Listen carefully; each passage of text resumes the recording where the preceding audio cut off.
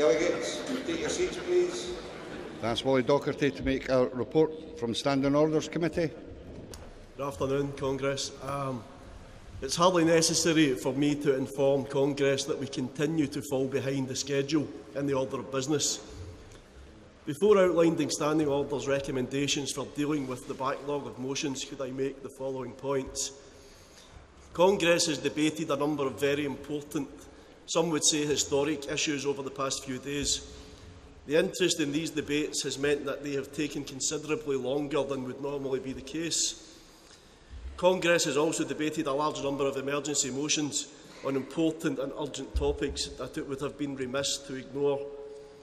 Congress has also had the opportunity to hear directly from our members currently in dispute and from a range of speakers and campaigns which go to the heart of the trade union agenda. Standing Orders is, however, aware that motions on the order paper raise important issues for affiliates and will be making recommendations in due course about how to strike the balance between covering the important and exciting topics we have considered this week and providing affiliates with opportunities to debate motions in the original agenda. At this stage, Standing Orders must prioritise giving Congress the opportunity to vote on remaining motions.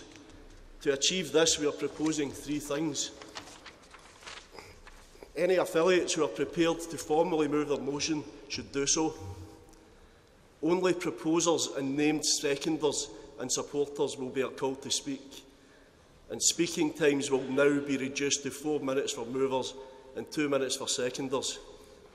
We would be most grateful to affiliates if they would adhere to these recommendations in order that Congress business can be completed by the end of today. I move the fifth report. Report agreed. We'll now have a further group debate on motions from Section 9 of the Agenda, International. Motions 117, 118 and 119 to be moved and seconded. We'll call motion 117, Palestinian students, to be moved by Edinburgh TUC.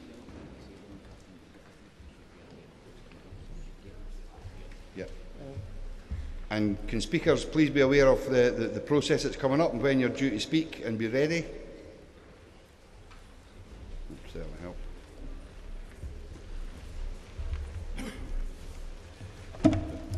Terry Brotherstone, Edinburgh TUC, moving 117, Palestinian students. Congress, at last year's STUC in Ayr, delegates unanimously agreed to support Scottish universities supporting Palestinian students, or SASPs. The General Council report refers to this on page 69. Those of you who are in Ayr, I think, were very moved by the presence of SASP's first student, Ines Bahia Saber, and by a DVD in which she told her story of living in Gaza under bombardment, of the struggle she had to submit her application form for a course in World Health at Queen Margaret University in Edinburgh, and of the obstacles of taking up her place that were put in her way by Israeli bureaucracy. You generously, in a collection, raised enough to pay for her living expenses for a month. This motion asks you to renew and make more concrete the commitment you made and to urge on the General Council to reconsider and upgrade the support that it gives to SASPs. I'm very grateful to colleagues in unison for agreeing to second this motion. Ines has sent me this message for Congress. I would love you to thank everyone who has agreed to support SASPs and to say that you perhaps underestimate how much your support financially or morally has helped me to overcome all the obstacles that I have faced. My experience here in Scotland cannot be compared to anything else in my life. The chance that you gave me has helped me personally to fulfil my dream to study for a master's degree in global health. Also, it has emphasised my belief that education is a first step, the main one, to protect future generations from falling into a slough of marginality, illiteracy and hate. I am now at the end of this stage of my life, and I hope that you can keep up your support for SASPs and give a similar opportunity for further students to study and to help make the world a better place for all of us. Please thank everyone on my behalf, Ines. There are two aspects to the STUC scheme. The first, a campaign to get Scottish universities to waive fees for Palestinian students qualified for a one-year master's, and Stirling University has now joined Queen Margaret in doing so. At Stirling, there are several potential applicants, and we would like to help them in 2016-17, and I would urge all campus unions and perhaps local trades union councils in other areas, in areas where there are higher education institutes, to see what help you can give to lobby these institutions to join the scheme. Second, we need to raise a minimum of about £10,000 a year to make the scheme sustainable. The first £10,000 as a contribution over 2 years came from the Scottish Government. But despite generous contributions from some union branches and individuals, we are struggling to reach the target of matching it.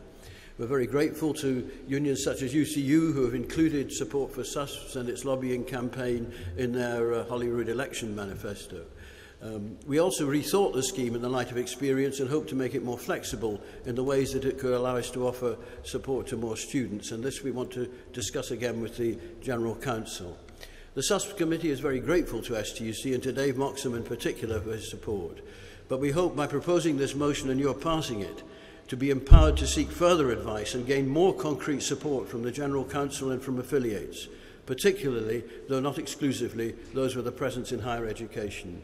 If we don't get more support, this might cease to be so much of a union activity, which we very much want it to be, although of course we welcome donations from wherever they come. So please vote for this motion, but don't leave it at that. You can find out more. There is a new SUSPS website. It's at scotusps.org, but you can Google it. And please do that and urge your organisation to sustain this small but really significant and practical step in the struggle for social justice in Palestine. Okay, can we have the seconder, please?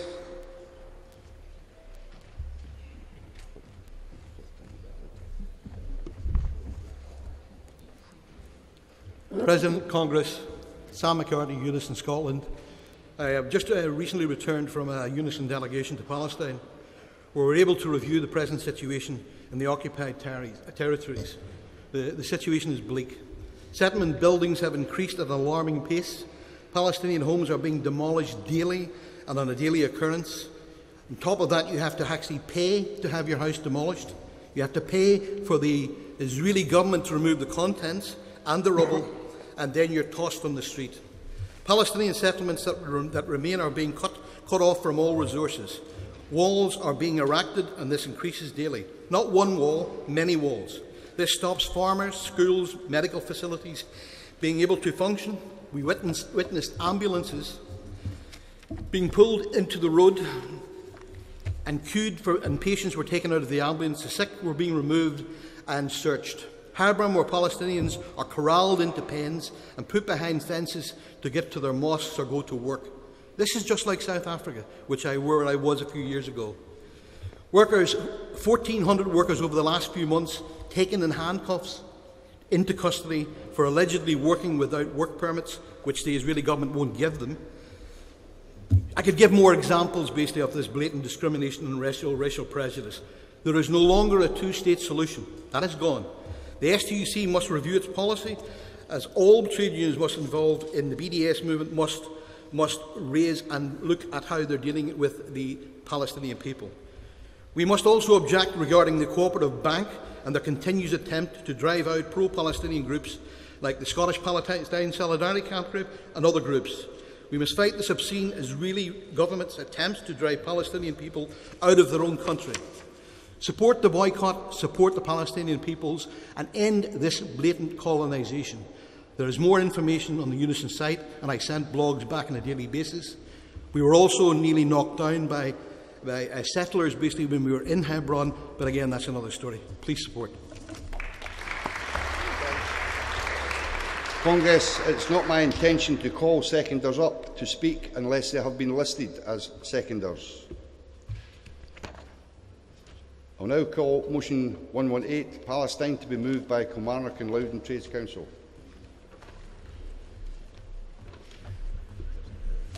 Chair, Congress, Arthur West, Kilmarnock and Loudoun Trades Council, moving motion 118 and aware of the need to be brief. In the last few days, the Palestinian Prisoner Solidarity Network has released figures which are based on up-to-date research, and they show that at the present time over 7,000 Palestinian prisoners are currently held in Israeli jails. More than 700 of these people are held in administrative detention without charge or trial, and the others face the prospect of military courts which can convict a staggering 99% of the Palestinians that appear before them. The figures also show that at the present time over 400 Palestinian children as young as 12 years of age are held in Israeli prisons. The Palestinian Prisoner Solidarity Network has also made statements in the last few days which outline the nightly horror of Israeli occupation forces conducting violent armed invasions of Palestinian villages, cities, refugee camps and homes, ransacking them and arresting dozens of Palestinians. However, perhaps the most worrying point made by the report from the Palestinian Prisoners Solidarity Network has been to highlight the fact that the vast majority of children arrested by the Israeli authorities experience physical and psychological torture and abuse at the hands of Israeli occupation soldiers and intelligence agents. It is the view of our Trades Council that, frankly, the treatment of the Palestinian people by the Israeli government and the Israeli military is heartless and cruel beyond imagination. Please support this motion. Thank you. Can I have that formally seconded, please? Thank you. Move on to motion 119, PPE, to be moved by the FBU.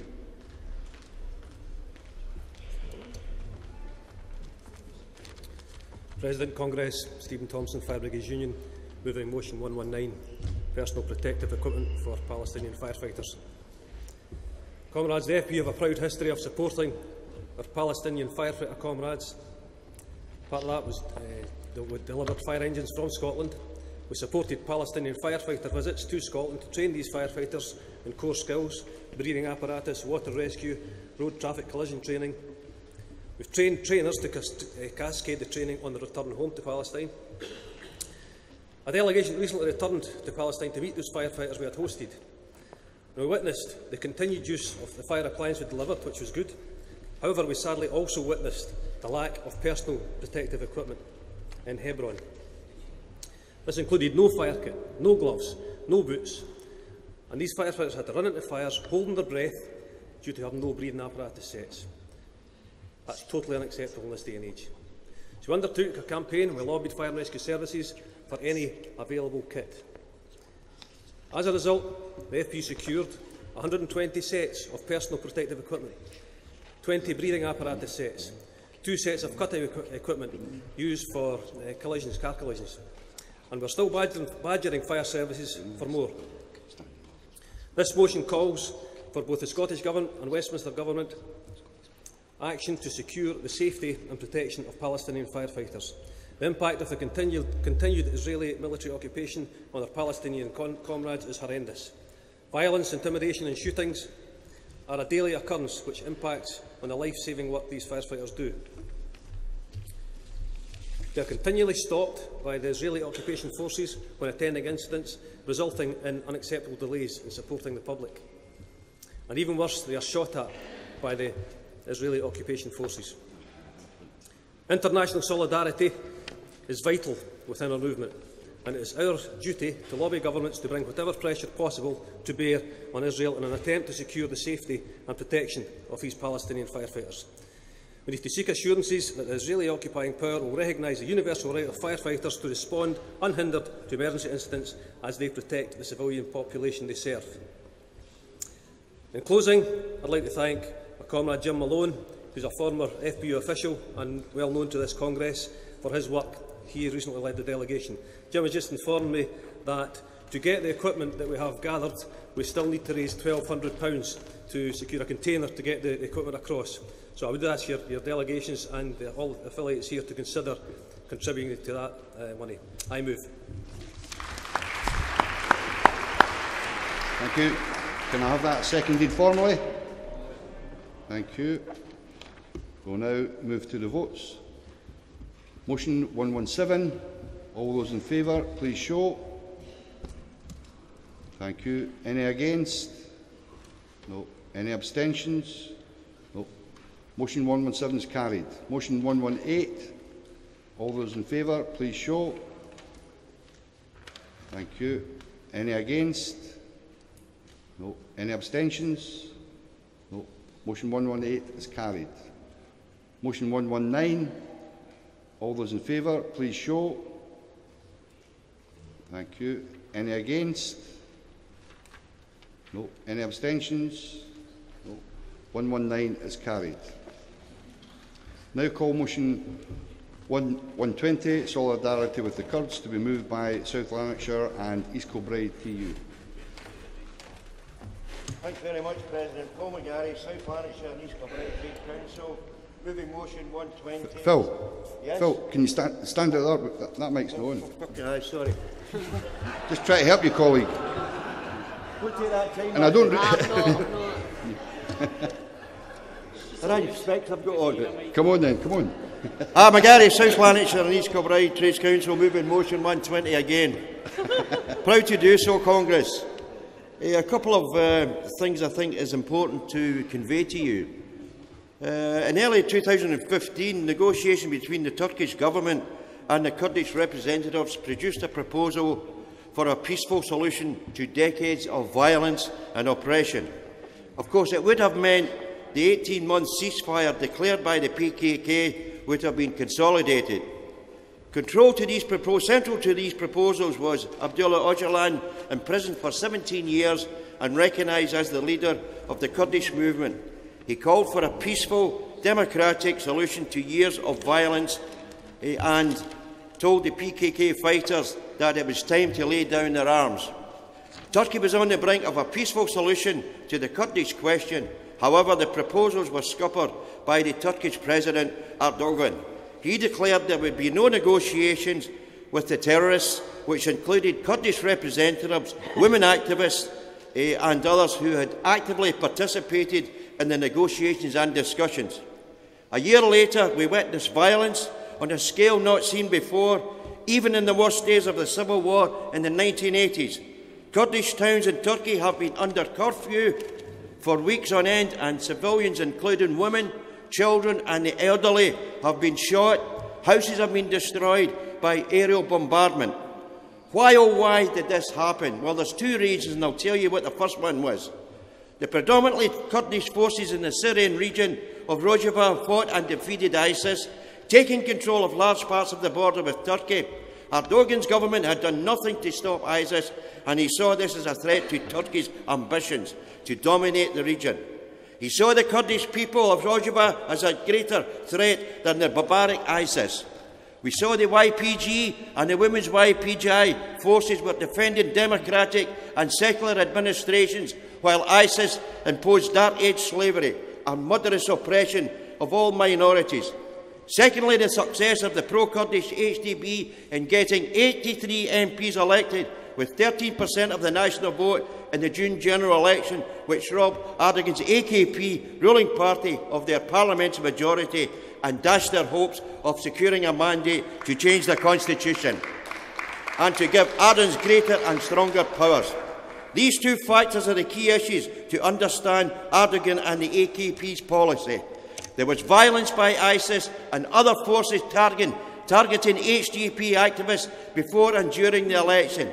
After this position went from bad to worse, an attack by ISIS suicide bombers in Surak, where 32 young socialists died.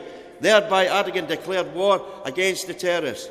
Of course, his target was not ISIS, but the PKK. Hundreds of air raids launched against PKK bases in Iraq, Kurdish towns targeted with attacks and curfews, and Kurdish unionist women activists were harassed and shot for organising relief efforts to those towns besieged by armoured vehicles and tanks.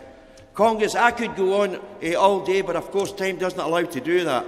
I think the important part about this motion is to send a clear message from this Congress that wars, violence and murder and intimidation solves nothing.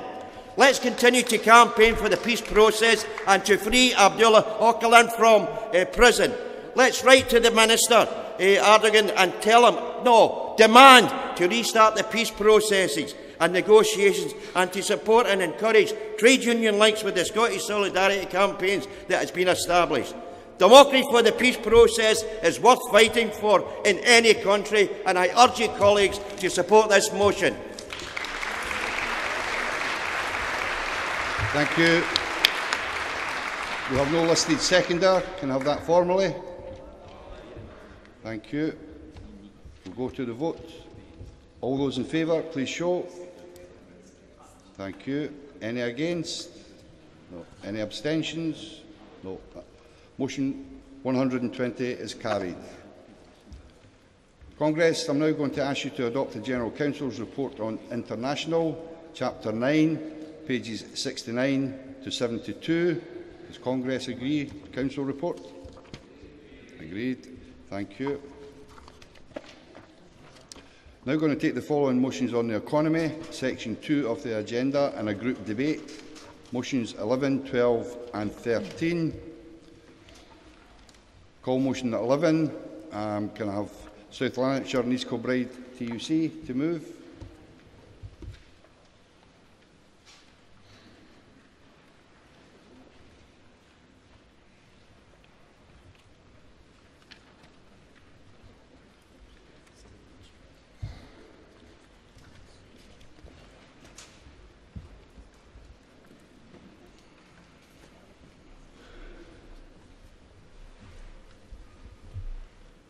Is it this one, aye?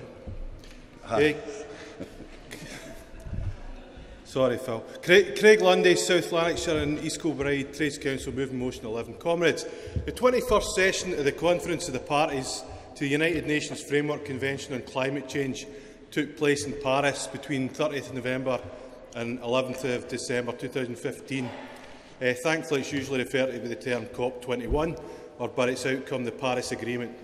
There was a lot riding on this session after previous attempts were seen as failures, even crimes. There was a perceived need to make some real progress at COP21. Whilst, as our motion points out, there are no enforceable actions that governments will need to take, some progress was made, and when you look at the governments involved, that's no mean feat in itself. In reaching the agreement that they must take steps to limit global warming to 1.5 degrees over pre-industrial levels between 2030 and 2050, with a target of reducing greenhouse gas emissions caused by human activity to zero in the second half of this century, the Paris Agreement at least represented something of a breakthrough. Now all we need to do is change our behaviour so that we can meet those targets, which is easier said than done, as you know. Whereas we once backed the white heat of technology, we now need to work with the cool breeze of eco-science. We need to develop and utilise technologies that can cope with the changes in the environment that are on their way. And make no mistake, these changes are definitely coming. We just don't know exactly how fast. But what we can be certain of is that our decision-making processes have been slow to deal with the threat till now. The longer they leave it, the harder it will be to deal with the change in an adequate way. And the greater the possibility that we won't manage to do so at all. So there has to be a sense of urgency about this. If there's one thing we should learn from past experiences, that we all need to prepare for our ecological future better than we've done in the past. And that's what this motion is about. The trade union movement is uniquely placed to deal with the change that's necessary, preparing for the wind down of the industries that are currently making things worse, potentially destroying our future altogether, getting people into the kind of employment that will be needed to cope with in the new conditions. It's not easy to reconcile these measures with a position that puts the defence of jobs above all priorities. Stop Climate Chaos Scotland is calling for more unions to join its coalition of the willing and asking our movement to back a just transition from our fossil fuel-driven past into a sustainable future that at least gives coming generations a fighting chance.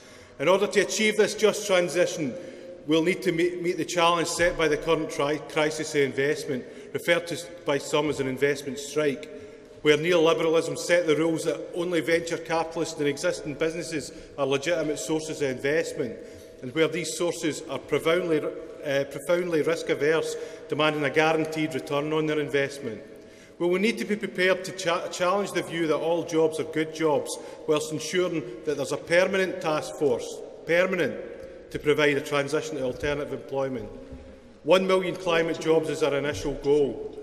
If we accept a neoliberal position that only jobs we can get are those that the bosses provide, we will have given up on our historical role, the role that sees beyond the currently dominant mode of reproduction, that devalues working-class people and forces us into a life of relative precarity. The role that looks to a future where people's needs are met without exception and without qualification. Let's not give up on that role. The trade union movement has always been part of the force for good, the force for positive change. The issue that faces us in climate change is quite possibly the most important issue we've ever faced. It's not easy to see this threat, but we've got a responsibility to our members and to our class to make this issue clear. Every other issue we have can only be fought if we manage this transition well as a species, and we have to recognise that we have a necessary role to play in this process. Comrades, we have to stop any prevarication over a climate chaos and nail our colours to the mast. Those colours are red and green. Please support the motion.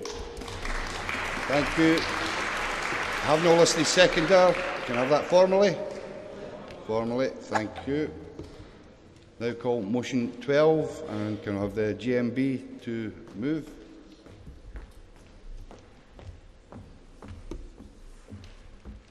Mary Finn, GMB Scotland, moving motion 12. President Congress.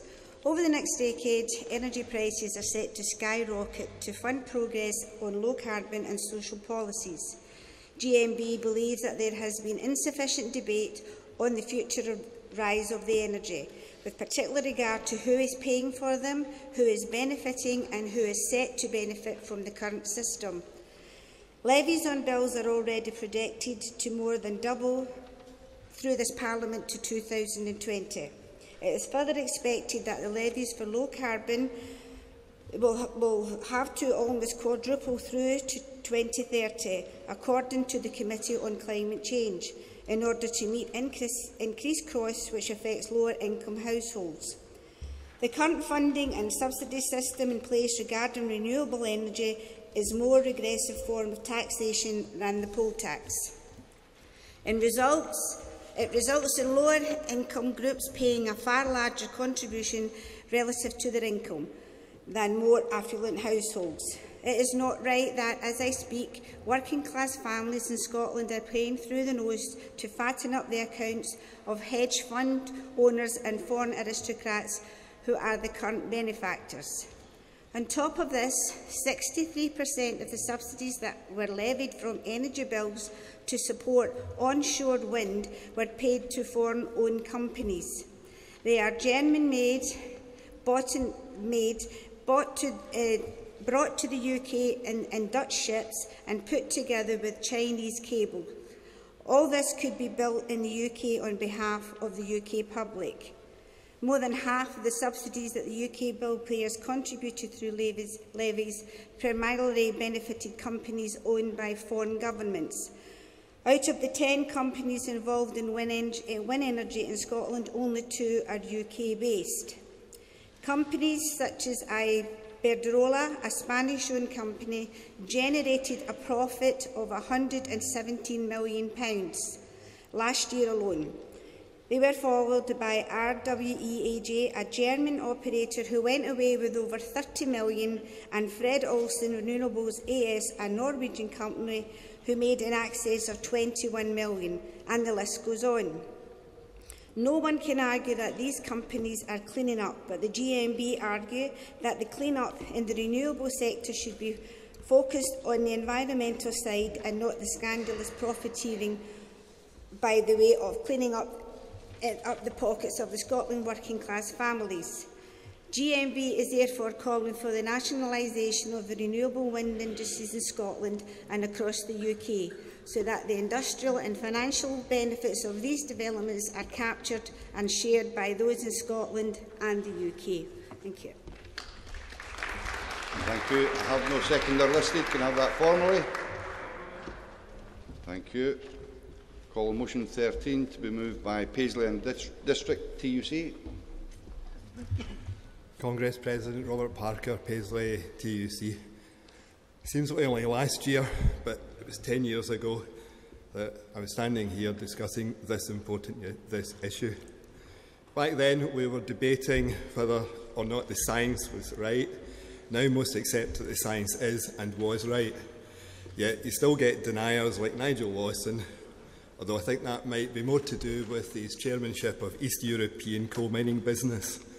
Dodgy Dave used to tell us that you vote blue and go green. However, Chancellor Osborne's abandonment almost of incentives on carbon reduction renewals has done away with that. But he is able to offer obscene payments for electricity from new nuclear power stations. According to NASA, average global temperature in February 16 was 1.5 degrees above the 1951 to 1980 average. The previous highest anomaly was January 16. We must up our game in carbon reduction by urgently investing in renewable technologies, low carbon homes, etc., which does create jobs. Paris Climate Conference agreed a 2% limit. Some experts are already telling us that that line will be crossed irrespective of what is now done. Many new ideas continue to be proposed. We are a very inventive species. We just need to get the opportunity to take some of these things forward. Recent figures have shown that we can generate around 50% from renewables, even on so-called bad days. 20 countries recently agreed in Paris to double their spending in renewables. Scotland must be there.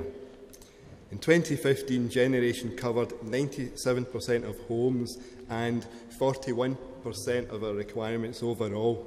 We must continue to put pressure on our politicians so that we get to over 100% of demand from renewables. Ben Cruachan, apparently, which is a hydro station, hasn't been used for years.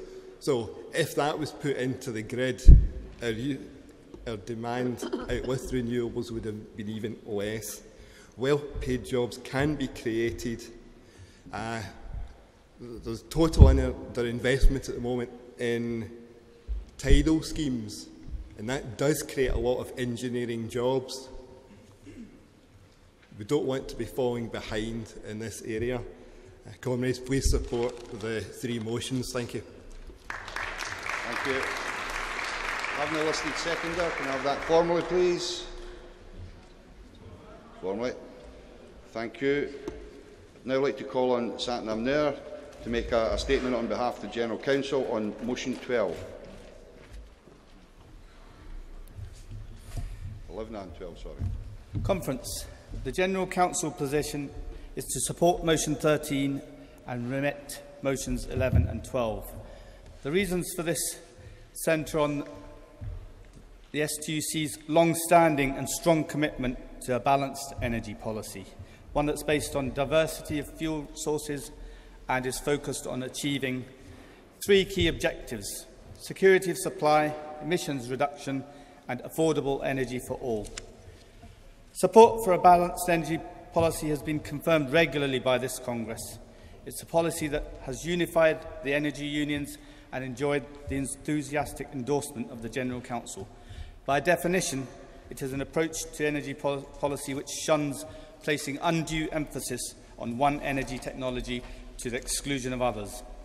The STUC energy policy has always been based on a realistic appraisal of what various technologies can actually deliver now and into the future. The General Council has long recognised that thermal generation will, over time, play a less central role in the energy mix. And the General Council accepts that the contribution of renewables will increase over time, but also recognises that progress has been slower than was anticipated a decade ago. And there is little dispute that the jobs dividend from renewables has been very disappointing to date. Therefore, the General Council can support motion 13. However, the General Council is asking the movers to remit motion 12. By focusing on renewables to the exclusion of all other technologies, it departs from the balanced approach that defines existing Congress policy. Specifically, motion 12 criticises the subsidy regime for renewables whilst ignoring the often substantially subsidised subsidy paid to other technologies. Remitting this motion will allow for a more comprehensive and up-to-date examination of the STUC's approach to energy policy, and in particular the subsidy regimes which currently apply to the various energy technologies. In the wake of the decision to close Lunganic, the General Council committed to holding an energy conference in 2016. This will create space for detailed discussion of the important issues raised in this motion. Existing policy is closely aligned with the sentiments expressed in Motion 11. The General Council is keenly aware of the threat posed by climate change. However, the General Council must ask the movers to remit Motion 11. This motion strongly endorses the Stop Climate Chaos Scotland manifesto. Whilst the General Council can enthusiastically support the bulk of the manifesto, it also includes sections particularly around infrastructure and taxation which are not wholly compatible with current STUC policy. So in summary, Congress, I would ask you to support Motion 13 and ask the movers to remit Motions 11 and 12. Thank you. Does South Lanarkshire and East Kilbride TUC wish to use the right of reply? I will happy to accept remittance. Okay. Happy to remit. The GMB wish to use the right to reply? Happy to remit.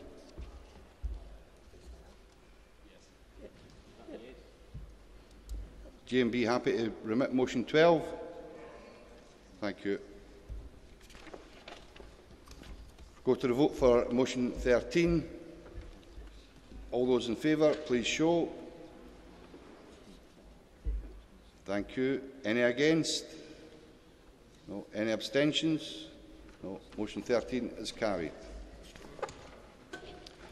Now call Motion 15 to be moved by CWU.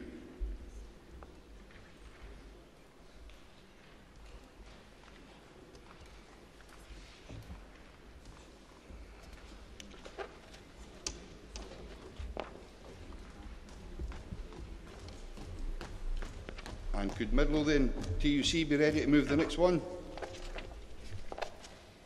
President, yeah. Sorry, Pauline. It's okay. President, Congress, Pauline Rourke, CWU, moving Motion 15. Congress, access to high-quality broadband services has become essential for full economic and social participation in the modern digital age. Getting online can help us access vital public services, find a job and connect more easily with each other and our communities. Such is our reliance on broadband today that it is commonly referred to as the fourth utility alongside gas, water and electricity. And that's why it's a serious concern that there are many areas of Scotland where fast broadband services remain unavailable and where mobile coverage is poor. The latest data from Ofcom shows Scotland has the lowest level of superfast and next-generation access broadband coverage of all the UK nations. This must change if Scotland is to keep pace with the rest of the UK on digital connectivity. Things have improved significantly over the last year thanks to the Scottish Government's Digital Scotland Superfast Broadband programme, as the project aims to deliver fibre-based broadband access to 95% of Scotland by the end of March 2018 from a £411 million investment. Around £283 million of this is public funding from the Scottish Government, the UK Government and local authorities, with £126 million from BT. However, there are other initiatives looking at how to deliver this to the remaining 5% of Scottish households in the hardest to reach areas, which are supported by an additional £42 million of public funding. But Scotland's mountainous landscape and scattered rural communities mean that bringing reliable, high-quality broadband to the whole nation is challenging, complicated and expensive. The UK Government plans to address gaps in provision by introducing a new legally binding universal service obligation so that everyone gets a minimum broadband speed of 10 megabytes by 2020. This is welcome news, but there are still questions about how the universal service will be funded and delivered. And while the Government has taken a predominantly market-led approach to broadband rollout, What Scotland and the rest of the UK really needs is a much clearer, government-led plan to upgrade the UK's national communication infrastructure with a stronger commitment to long-term public investment. That's why we're calling on Congress to lobby the UK Government to commit sufficient public sector investment. We also want to see the UK Government working with the Scottish Government and the Scottish Councils to improve the take-up services in Scotland. And this will help to ensure that everyone can benefit from getting online, so no one is disadvantaged. And finally, we want to see a shift in the approach of the regulator Ofcom away from the relentless pursuit of competition in the interests of cost efficiencies and lower prices, and towards a framework that prioritises long-term national infrastructure investment by commercial operators. And we're calling on Congress to lobby for a change in communications legislation so there is a much greater emphasis on the regulator's duty to encourage investment in communication networks and services. I move. Thank you. I have no seconder. Formally. Thank you. Now go to the vote. All those in favour, please show. Thank you. Any against? Any abstentions? Motion 15 is carried. Now call motion 16, Midlothian TUC.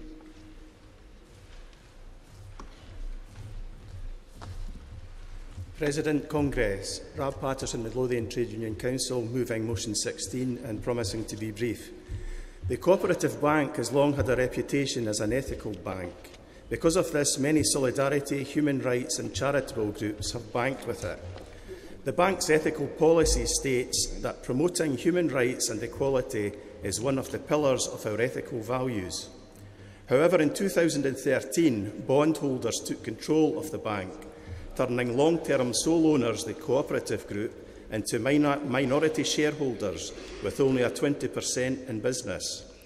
However, the bank continues to present itself as an ethical alternative to big high street banks. In 2015, the bank closed the accounts of organisations working to provide aid or promote human rights in Palestine, Nicaragua and Cuba. The closure of accounts of organisations working for humanitarian aims is in direct opposition to the bank's continuing promotion of itself as an ethical bank. The Cooperative Bank has jeopardised the finances and the campaigning capacity of these and other organisations. The bank didn't discuss their decision with any of the groups before closing their accounts, and no other bank has acted in this way. Sisters and brothers, support motion 16 and persuade the Cooperative Bank to give effect to its ethical principles and to adopt policies and practices that facilitate civil society organisations to operate freely. Thank you. I have no seconder. Can I have that formally? Thank you. Move to the vote. All those in favour? Thank you. Any against? Any abstentions? Motion 16 is carried. Now call motion 17 to be moved by Prospect.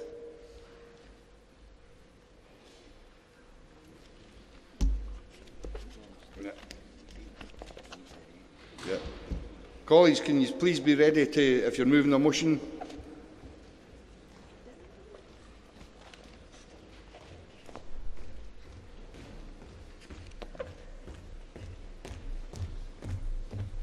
Apologies for sitting at the back. President, Congress, Barry Miller, Prospect Northern Lighthouse Board Branch, first-time Congress attendee and first-time Speaker.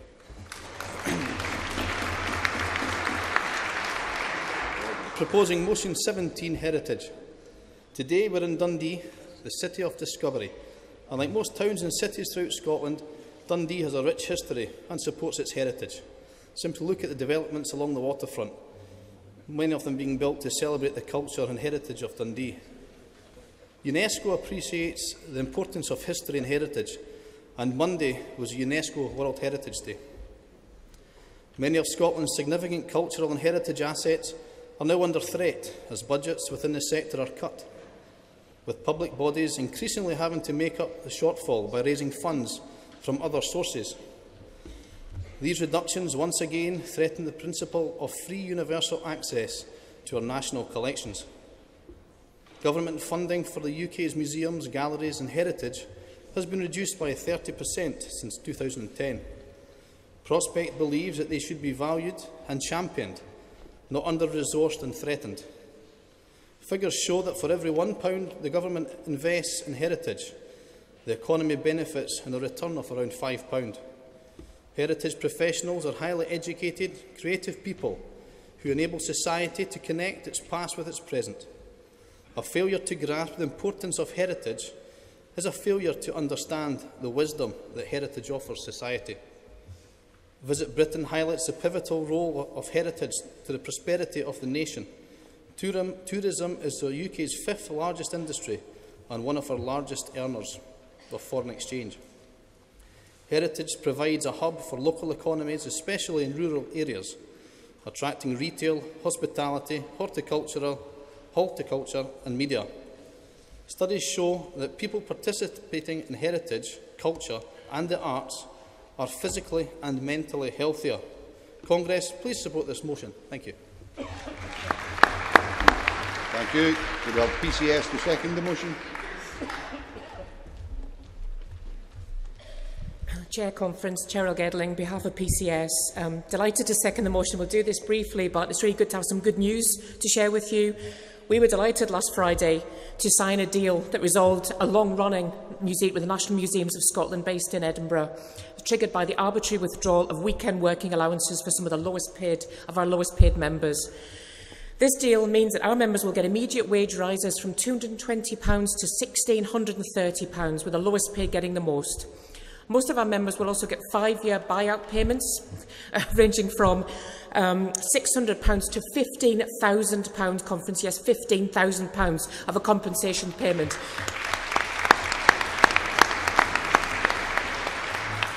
With an average of £12,000 for those currently in receipt of the allowance. National Museums management have committed to do more to address low pay in the future. Overtime rates and shift allowances will increase, and temporary workers are going to get the first chance of new permanent jobs. This has only been possible because of a 3-year campaign by our members at the museum and the threat of a very significant escalation of strike action in every weekend from Easter to the Scottish elections on the 5th of May. 25 days of strike action by 140 members. 40-strong picket lines which closed the museum every single time and which won the support from visitors from around the world who could not believe how low paid our members are.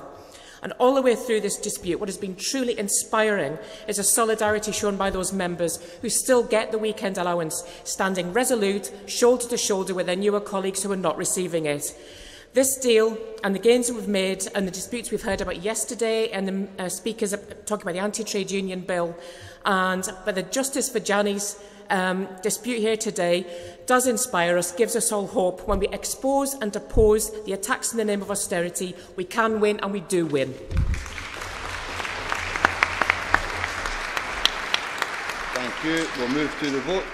All those in favour, please show. Thank you. Any against? No. Any abstentions? No. Motion 17 is carried. Congress, I'm now going to ask you to adopt the General Council's report on public services, Chapter 4, pages 31 to 33. Congress agree? Thank you.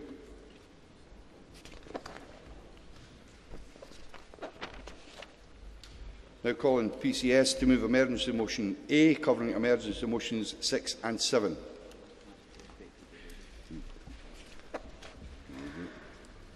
And Prospect, could you get ready to second this? President, Congress, Sharon Edwards for PCS, moving emergency composite motion A. Chancellor George Osborne's austerity policy has been a complete and utter failure. Osborne's austerity policy has produced thousands of job cuts, enormous drops in living standards through wage restraint, cuts in terms and conditions and pension provision. Instead of changing course and moving to an alternative strategy of investment to stimulate growth in the economy, Osborne is carrying on regardless.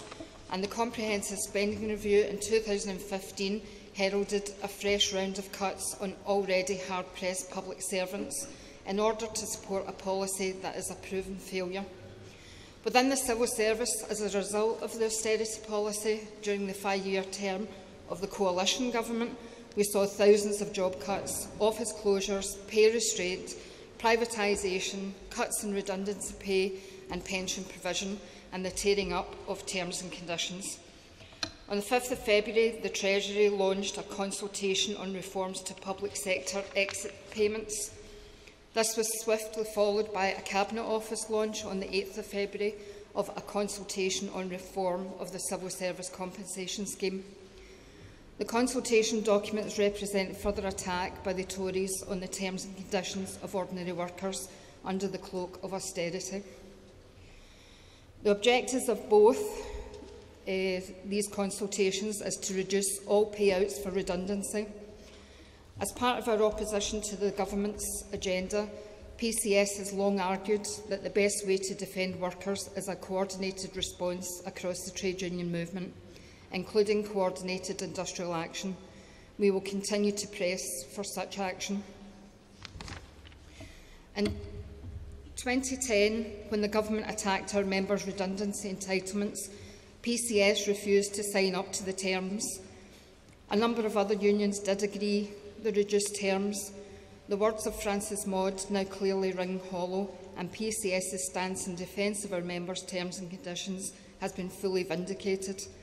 PCS will engage in the negotiations on the new proposals with a view to securing the best possible outcome for members. However, the Cabinet Office has indicated that if agreement cannot be reached, they will introduce legislation to make the detrimental changes. I just want to reinforce the point that PCS are pressing for a coordinated response across the trade union movement. After all, an attack on one is an attack on all. There's strength in our unity, so let's start a unified fight back. Please support. I move.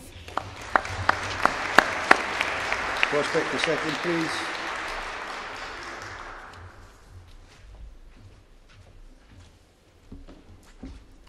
Congress, Jim Henderson from Prospect, seconding emergency motion Composite A.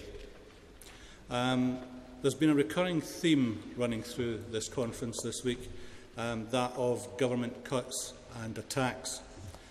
This motion is about another one of those. And many of you here will be only too well aware of the campaign agreement reached in 2010. That agreement was described by Cabinet Minister Francis Maud, as we've heard, a scheme which is fair, protects those who need the most support, addresses the iniquities of the current system and is right for the long term. Now, whereas we would dispute the phrase iniquities of the then current system, a lot of unions recognised that that probably was the best we were going to get at the time. However, what's changed? Well, this government is telling us that the economy is continuing to improve, but here they are, like a greedy 2-year-old, back for more. They're trying to run these two consultations in tandem, like some bizarre bog-off scheme. We've asked which, if any, of these are in good faith. We've asked to see the evidence behind these consultations, but answers we've had none.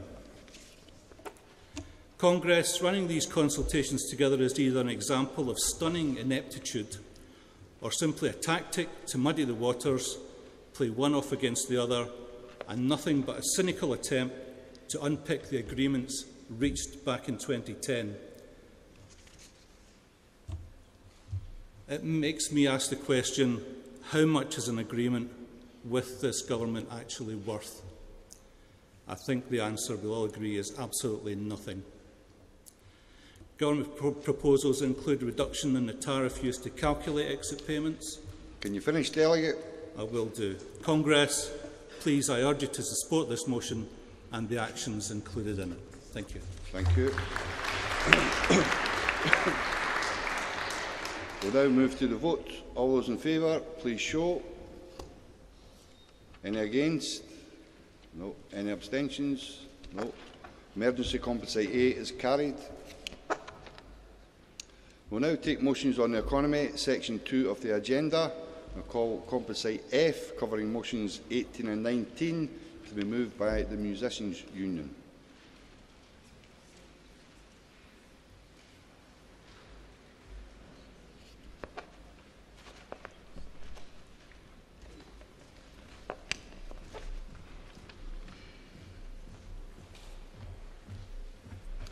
President Congress, Stephen Wright, Musicians Union, moving composite F. This motion is not about the importance of the arts. The STUC has a long and proud track record of supporting the arts and recognising its contribution both socially and economically. But it is about inequality and about how access to the arts is being denied to working class people, both as audience members and as participants. The essay that David Heyman, the actor, wrote in last month's Herald put it particularly well, where he said that the posh boys are getting all the good acting jobs. That's what our members are now facing. There is a class bias in terms of access to jobs in the arts and in music. Recently, some research was done which indicated that around 60% of the performers in the music charts were privately educated. 47% of last year's BAFTA winners were privately educated. And this does not occur accidentally. It has occurred because of the inequality that is ingrained within our society. And it can start very, very simply. Many of you who are parents will have had the letter from the schools telling you that if you want your kids to get music tuition, then you have to pay perhaps only a small amount, or perhaps an increased amount from last year. But the implications for that is that when we start charging 8-year-olds and 9-year-olds for music tuition, and as parents we never get an invitation from the school to pay for maths or English or science, but what that does is it denies opportunities, particularly for working class kids. And that's how the inequality develops, because if you roll forward 9 or 10 years, it's when kids audition for the Royal Conservatoire or acting school or whatever, it is the posh kids that have the advantage. And then you roll forward another 5 or 10 years and you find the charts are full of privately educated performers. There's nothing wrong with that, though the prospect of Mumford & Sons becoming the house band in Downtown Abbey, I'm sure, horrifies many of you here today. And the issue for us that we're suggesting is that both the Scottish Government and Creative Scotland need to address that. And there is, I'm afraid, delegates, a disconnect between talk and action from the Scottish Government. It is not good enough to claim that the arts are important at government level and then to implement 9.5% cuts to the culture budget. It is not good enough to say, as the Culture Secretary has, that we no longer need to make the argument for funding of the arts, and then to cut Creative Scotland's budget by 3.6% and the budgets of the national companies by 3%. It's not good enough, incidentally, to say that you're in favour of arts and the arts venues and iconic arts events that take place in this country, but then somehow or other to find £150,000 for the shareholders of Tea in the Park and preside over the closure of the Archie's venue in Glasgow. And finally, President, it is local authorities that are the major funders of the arts, particularly in relation to access in this country. So if you cut local authority budgets, then you're cutting the opportunities for working class people to get access to the arts, for kids to get access. These things are not unrelated. And that's why we are calling for Delegate, can you finish now, please? Both government and the Creative Scotland to do much more about access to the arts. Access to the arts is not about Scottish culture, it's a class issue. Thank you. Can we have Equity to second the composite? Equity. President, comrades, Kate McCall, Equity, seconding Composition F, Composite F. In a period of economic austerity, the funding of the arts will always be threatened. Also, in a period of economic austerity, access to and participation in the arts is even more important to the community at large. The arts are necessary to the development of a skilled and imaginative population.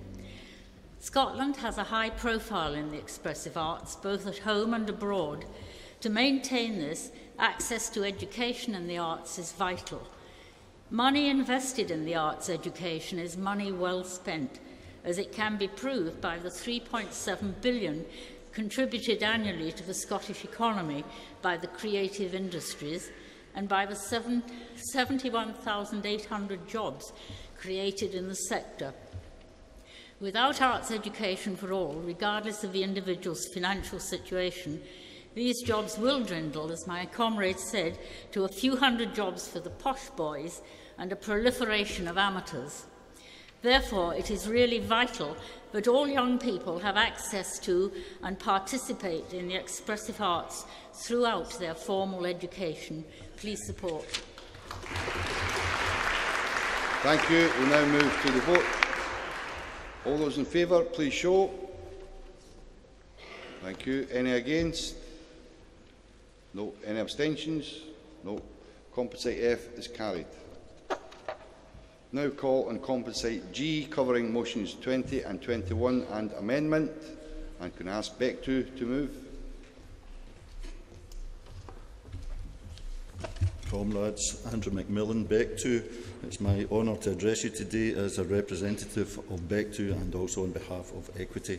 It's my first time as a delegate and my first time addressing Congress, so forgive me if I stumble. In presenting Composite G covering motions 20 and 21, we have three main objectives. Firstly, to obtain a state-of-the-art studio production facility that matches the skill, experience and talent of workers in the Scottish screen sector. Secondly, to create and maintain a proper training strategy for our members, practitioners and people entering the industry. And finally, it's imperative the members of both Beck2 and Equity are represented at the meetings of the government and its agencies. For over 2 decades, our members have advocated the construction of a studio facility in Scotland that supports the production of world-class film and television. The film and television industry in the UK is booming, and indeed across Europe is booming. Studios springing up from Romania to Northern Ireland, and supply is not being met. In 2011, the production spend in the UK was £1.272 billion, and of that number, £1.1 billion was inward investment. Interestingly, 7 of the largest productions filmed in Scotland, Dark Shadows, World War Z, Prometheus, The Dark Knight Rises, Skyfall and Snow White, they all came here to shoot. Sadly, of the hundreds of millions spent, 0.06% of production spend was spent in Scotland. This is a direct result of lack of facility. Scotland's current share of the UK market is running at 3%, yet it should be 13%. While Wales and Northern Ireland are both taking over 10%, 10 years ago Northern Ireland didn't even have a film industry. But due to creative and aggressive support by their government agencies and European development money, they're now struggling to cope with demand. Booked out the door, Ireland is now building its 4th studio. In Scotland, we can't attract £100 to £200 million productions because we lack studio facilities. We have rapidly become the poor man of Europe, yet, due to great tax incentives, inward investors are falling over themselves to shoot in the UK. This imbalance has seen our industry dwindle rapidly in Scotland, and our members are lucky to work for 6 months of the year. Increasingly, our talent is moving to the rest of the UK and Europe to find employment. This is not only seeing skills disappearing, but a complete lack of new people entering the industry and no training for those already working in a fast-developing sector. You can train people to make top-end productions. You can't train people to make top-end productions if you don't have top-end facilities in which to learn. It's chicken and egg. All craft grades are dying. Joiners, painters, plasterers, costume makers, prop makers, camera, sound, everyone. Key skills and key people are disappearing rapidly, and they are not being replaced. We've got to stop the rot urgently. Currently, government strategy from Creative Scotland and Scottish Enterprise seeks to build from the ground up low budget, low ambition projects. This is fatally flawed. A strategy that cannot create real growth and skills development. Without work, international work, we cannot create growth and large enough crew base to cope with large amounts of inward investment, so producers just go elsewhere. Homegrown productions are an important part of a sustainable development, but large international investments are crucial to maintaining work all year round. We can't expect Star Wars or Bond to come here and shoot in manky repurposed sheds full of dead pigeons. They're not fit for purpose, but this is what we're currently offering. While we welcome the Scottish Government's investment alongside Sony International at Ward Park and Cumbernauld, the reality is it doesn't create or expand capacity. Other than for the existing production there, Outlander, it creates no extra GVA potential for the Scottish economy. There is, however, a proposed development involving no government money on the table, ready to start building tomorrow. It's been kicked into the long grass by the Council and the Government for over 2 years, and despite being forced to call it in by us, as a matter of national importance, the Government and its agencies are showing no real urgency to push it through. This private mixed-use studio complex, costing £163 million of investors' money, would see the best studio complex in the UK. Can you finish up, Delegate, please? Okay. 6 sound stages, 2 back lots, a water tank, world-class facility, £200 million a year GVA. It would see apprenticeships, a training academy soar, and our crew base grow exponentially. Scottish Enterprise. Delegate, can you finish up, please? Okay. We think that the voice of creative people who work in the industry should be heard. It's imperative that the future shape of the industry should not be solely designed and shaped by managers, but should be influenced Delegate, by those... can you please finish now? Last sentence. I've got 2 motions here. By those who work on the studio floor and the point end of productions. We can bring vast working knowledge to these deliberations. Time's up, Delegate. Thank you. Ask you to support the motion. Thank you. Ask Equity to second the composite. President, Congress, I'll be quick. Natasha Garson, Equity, supporting Composite G. Last week I attended a hustings session at the Royal Concert Hall in Glasgow, set up by an admirable organisation called Culture Counts. The 4 cross-party panel representatives declared their belief in the importance of the arts in all forms to a healthy Scottish society. It's getting to that time of year. One of the main issues raised was the sad lack of adequate and dedicated film studios and the necessary support and training facilities thereof. At least 2 or more of the Culture Counts principles listed in the back of their leaflet seem to underline what a necessary and desirable idea this studio facility would be. And I quote, "Culture can bring economic benefits to individuals, communities and the nation, and culture raises the profile of Scotland at home and abroad, connecting Scotland to the world." Wales has more than 1 studio. Northern Ireland has more than 1 studio. But Scotland has double the population and landmass, and we've got zip. A couple of glorified garden sheds. It really doesn't make any sense.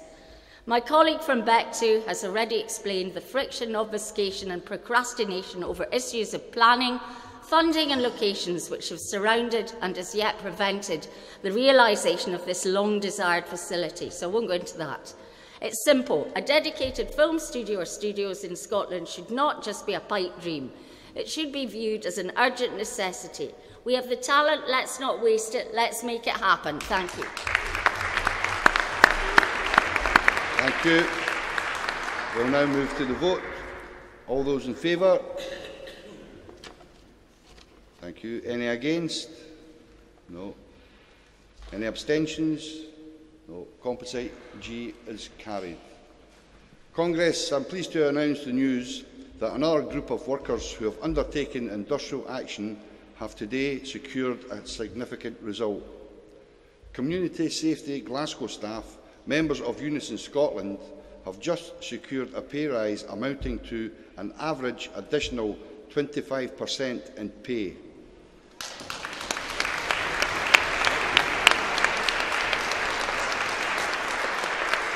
This further proof of the effectiveness of trade union action and solidarity will no doubt hearten Congress, and I am sure you will wish to join me in congratulating the workers and their union.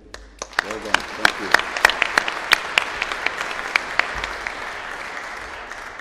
Congress, I now call motion 22 to be moved by the Musicians' Union. Running, didn't it?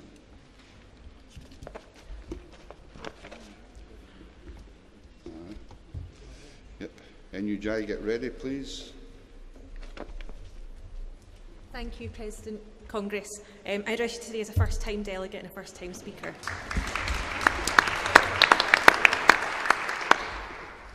I'm Diljit Bachum from the Musicians Union, and I'm moving motion 22, venues under threat. Grassroots music venues are important to not just musicians but audiences and wider society. These venues are businesses, they're small businesses, they support new talent, they support new musicians, young musicians, and they also support people's incomes and people's lives. They support people who work in the venues, and they also support the wider public. They support us in our everyday life when we engage with live music, and they contribute to our well-being and our communities. As a young musician, these venues offer me the space to develop my skills, to hone my craft as a musician, and to build that vital support system that allows me to go on to bigger venues and to find bigger audiences and wider audiences. But it starts with these local, small venues. And as audiences, if we didn't have these venues, where would we go to hear live music? Where would we hear local music? It's not always about the bigger venues. It's important to have these small grassroots venues as well. So the issue in this motion is to do with the noise caused by music venues. Who's responsible for the noise that's caused? If a venue is built next to housing, then it makes sense that it's responsibility of the venue to take adequate measures to make sure that noise reduction happens. However, if you turn that on its head and residential buildings are built next to an existing venue, current legislation still holds venues responsible, which doesn't make sense. This motion calls for the adoption of the agent of change principle, which sees the right of the first occupant, which has already been adopted in Australia, and part of, 2 weeks ago in England, an amendment to building legislation has meant that new developers have to take the responsibility of funding noise reduction measures so that venues are not compromised by things outside of their control, and that they will be allowed to continue to offer live music and are not compromised at all. So I call for Scotland to follow suit, to protect venues, protect grassroots music, and protect generally the future of live music in Scotland. Thank you. Thank you. I have no seconder. Can I have that formally, please? Formally? Yeah. Yeah. Formally? No, only listed speakers. No. Can I have that formally, please? Thank you. Move to the vote. All those in favour? Thank you. Any against? No. Any abstentions? No.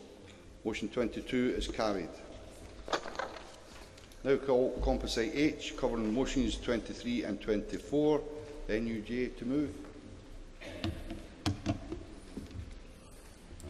And can the Musicians Union get ready to second, please? Simon Barrow, National Union of Journalists Scotland, moving Composite H on BBC and the future of journalism in Scotland.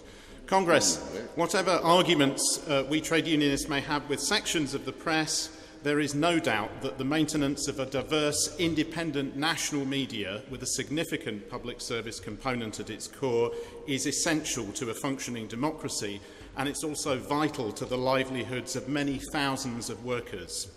But the reality is that the future of journalism in the print and broadcast media in Scotland is threatened as never before. In the past 3 months alone, we've seen huge cuts to jobs at the Daily Record and Sunday Mail, the Herald Group, the Scotsman Group and NewsQuest, with continuing loss and reduction of local press. Now, in 2014, the BBC front-loaded a cut of 37% over 2 years to its news and current affairs output in Scotland, despite the fact that we had the Scottish referendum, the Commonwealth Games, the Ryder Cup and the centenary of the First World War in that year alone, utterly out of touch.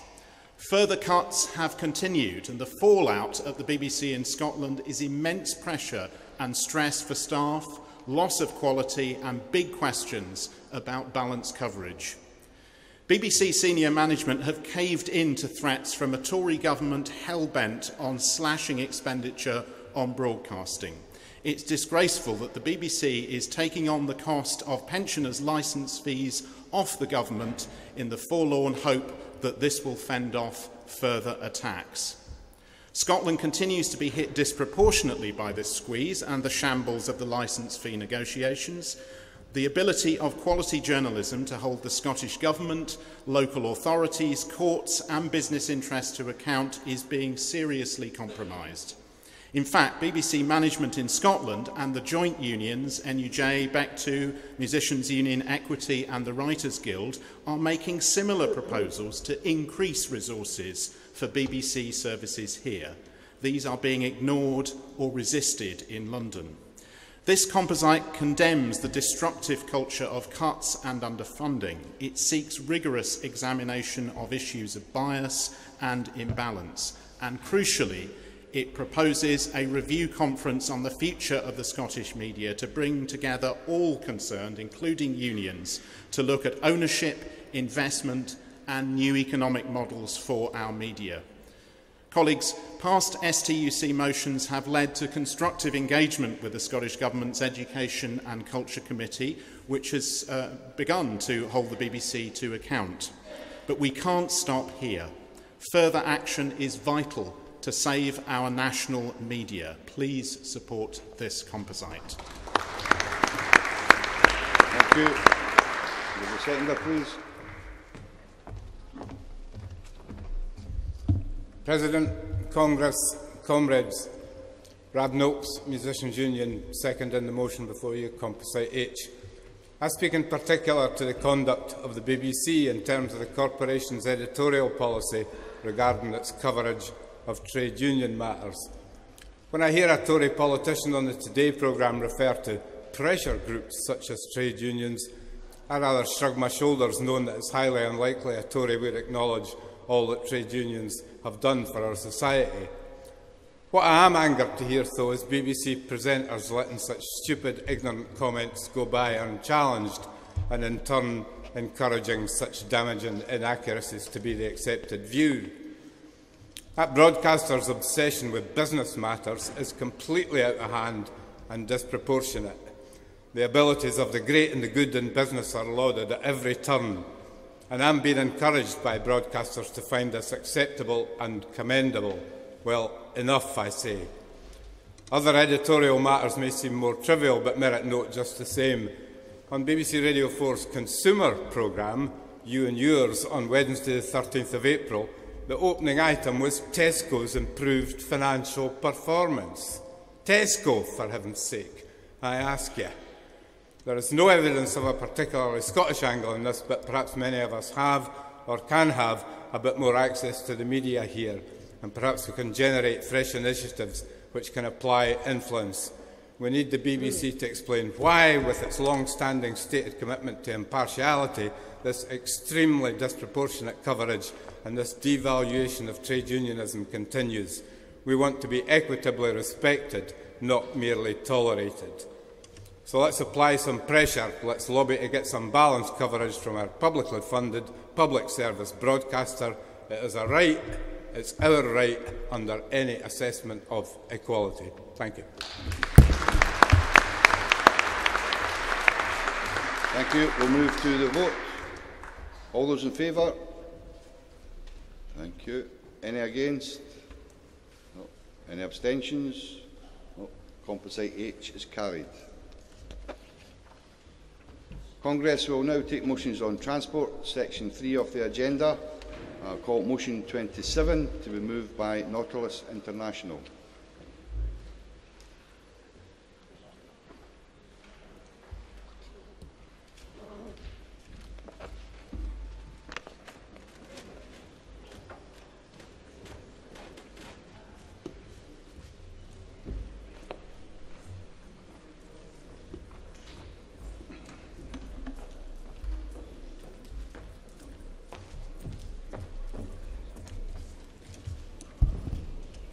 Ricky Smith, Nautilus International, National Ferry Organiser. Good afternoon, President Congress. Had to do a bit of jogging down there, wasn't expecting to get on so quick. Colleagues, comrades, as an island nation, ships and seafarers should be a political priority for the UK. Sadly, however, our industry suffers from an out of sight, out of mind approach that has opened the door to unfair competition from flags of convenience and exploited foreign crews. We've seen such free market policies devastate our deep-sea shipping fleets, and now increasingly cut-price, cutthroat conditions are encroaching into our ferry services. Once again, the tendering process has created uncertainty, unease and concern for the future, posing a threat not only to the existence of the current route network, but also as to safety, efficiency and quality job and training. Tendering opens the door to cutthroat operators and puts pressure on existing service providers to find short-term cuts that have long-term consequences. The effective privatisation of services that are essential to remote and isolated communities can only give the green light to aggressive profiteering at the expense of passengers and service users. We have to remember that shipping is a truly globalised industry. Ship owners can switch from one jurisdiction to another with ease, just by changing the flag and port or registry of a vessel. A simple and cheap process has allowed ship owners to base their income in developing economies and their costs, including employment costs, in developing economies.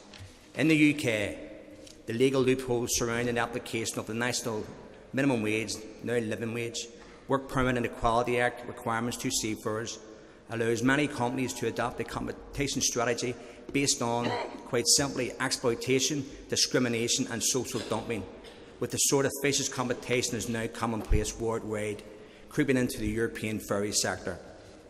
We've seen ferry companies replace British or European seafarers with Eastern European and Filipino crews on terms and conditions appropriate to Estonia and Southeast Asia rather than the British Isles. And we've seen some of this on ships that have been operating under contract to the Scottish Government. Not only are these such practices morally and socially repugnant, but they have also present a disturbing long-term threat to the UK skills base. We've already seen the number of British seafarers decline by 2/3 over the past 3 decades, and the investment in a desperately needed new generation of officers and ratings is further jeopardised by the tendering of services such as CalMac, which has been a rare ray of light for training. The fact that more than 1,000 young people apply for 10 rating apprenticeships being offered by the operator shows the continued interest in seafaring as a career and the added social value of a company committed to the future. And of course, it's not just jobs at stake, it's safety at risk. CalMac ships have a fine safety record despite operating in some of the most extreme conditions of any ferry service. Those working in the industry, with their high skill levels and extensive training needs, are able to deliver the high quality, safe, environmentally friendly and efficient service needed by the Scottish people and the island economies. Competition on cost, and especially of the type affecting certain other ferry routes in the EU, is in nobody's interests. Colleagues, finally, the fight for the future of Scottish ferries has been a long one, and it will not go away. It is a fight for protecting services that underpin the economic and social fabric of Scotland, and a fight to preserve quality operations, quality jobs and quality training. Regarding the proposed reform of the CalMac pension scheme, we will protect our members' rights and take whatever steps necessary to do so. Congress, I move. Thank you. Have no seconder listed. Can I have that formally? Thank you. Now move to the vote. All those in favour, please show. Thank you. Any against? No. Any abstentions? No. Motion 27 is carried. Now call motion 26 to be moved by RMT.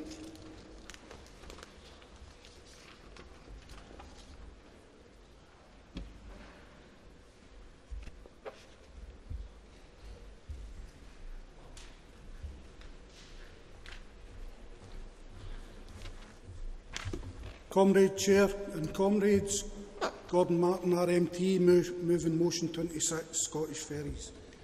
The First Minister was here yesterday and gave us a patronising and disingenuous statement, in my view, on the future of CalMac. And I hope that's reported widely, that that's been stated, because that's my sincere and honest belief. CalMac is an iconic public lifeline sector ferry service. The First Minister confirmed yesterday there will still be a ferry service, but she didn't confirm it will be public sector. And if it goes to the private sector, it's Serco bear in mind Serco is a company that the Tory government banned from taking on public sector contracts, and this government, the Scottish Government, they're their privateer of choice. Northlink Ferries, Serco Caledonian Sleeper, and now perhaps CalMac. Absolutely damning political legacy that the First Minister will have if that's what she does. Now, we believe, our MT believes, there is actually no need to tender under the TECL exemption. We've got legal opinion to that effect, and we believe it's a lack of political will by the First Minister and her acolytes in her government. Now, as my comrade Mickey Smith alluded to there, if there is any attack on terms and conditions and pensions, whether it's CalMac or Serco, our members will not be slow to prove once again they will fight to protect what they've got. Strike action last year by our members on CalMac led to the Transport Scotland officials changing the quality cost arrangements for invitation to tender. And it is now a better offer than anybody ever thought, or a better deal than anybody thought we would have been able to get. In fact, we were told several times it couldn't be changed. It's amazing what a bit of industrial action does to concentrate the minds of the so-called great and good. Now, we've got experience of Serco. When they took over at Northlink Ferries, within months our members were forced into taking industrial action in a route there hadn't been action for 4 decades. When they took over the sleeper for First Group, they took over on the 31st of March. By August we were in dispute, and before Christmas we had strike action. Again, forced by a company that it's all about the bottom line. Unfortunately, as I said a minute ago, they're this government's privateer of choice. So we are fully campaigning along with our sister trade unions with help from the STUC to keep CalMac public.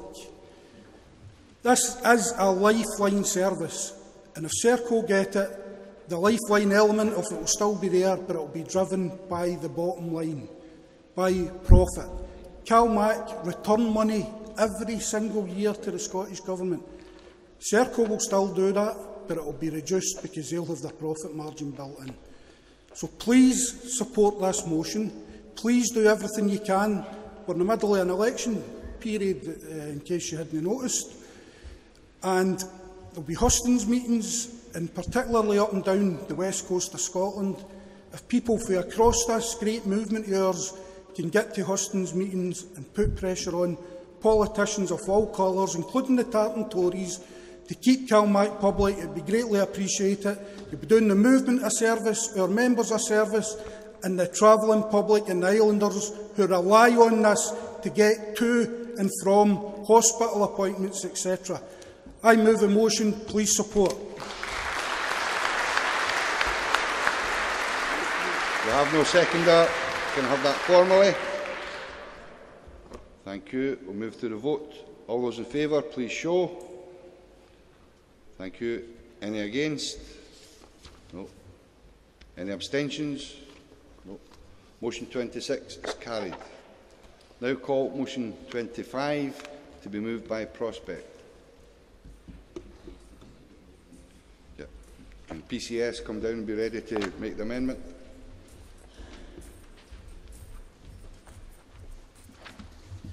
President Congress, Richard Hardy from Prospect, moving motion 25 on air traffic control.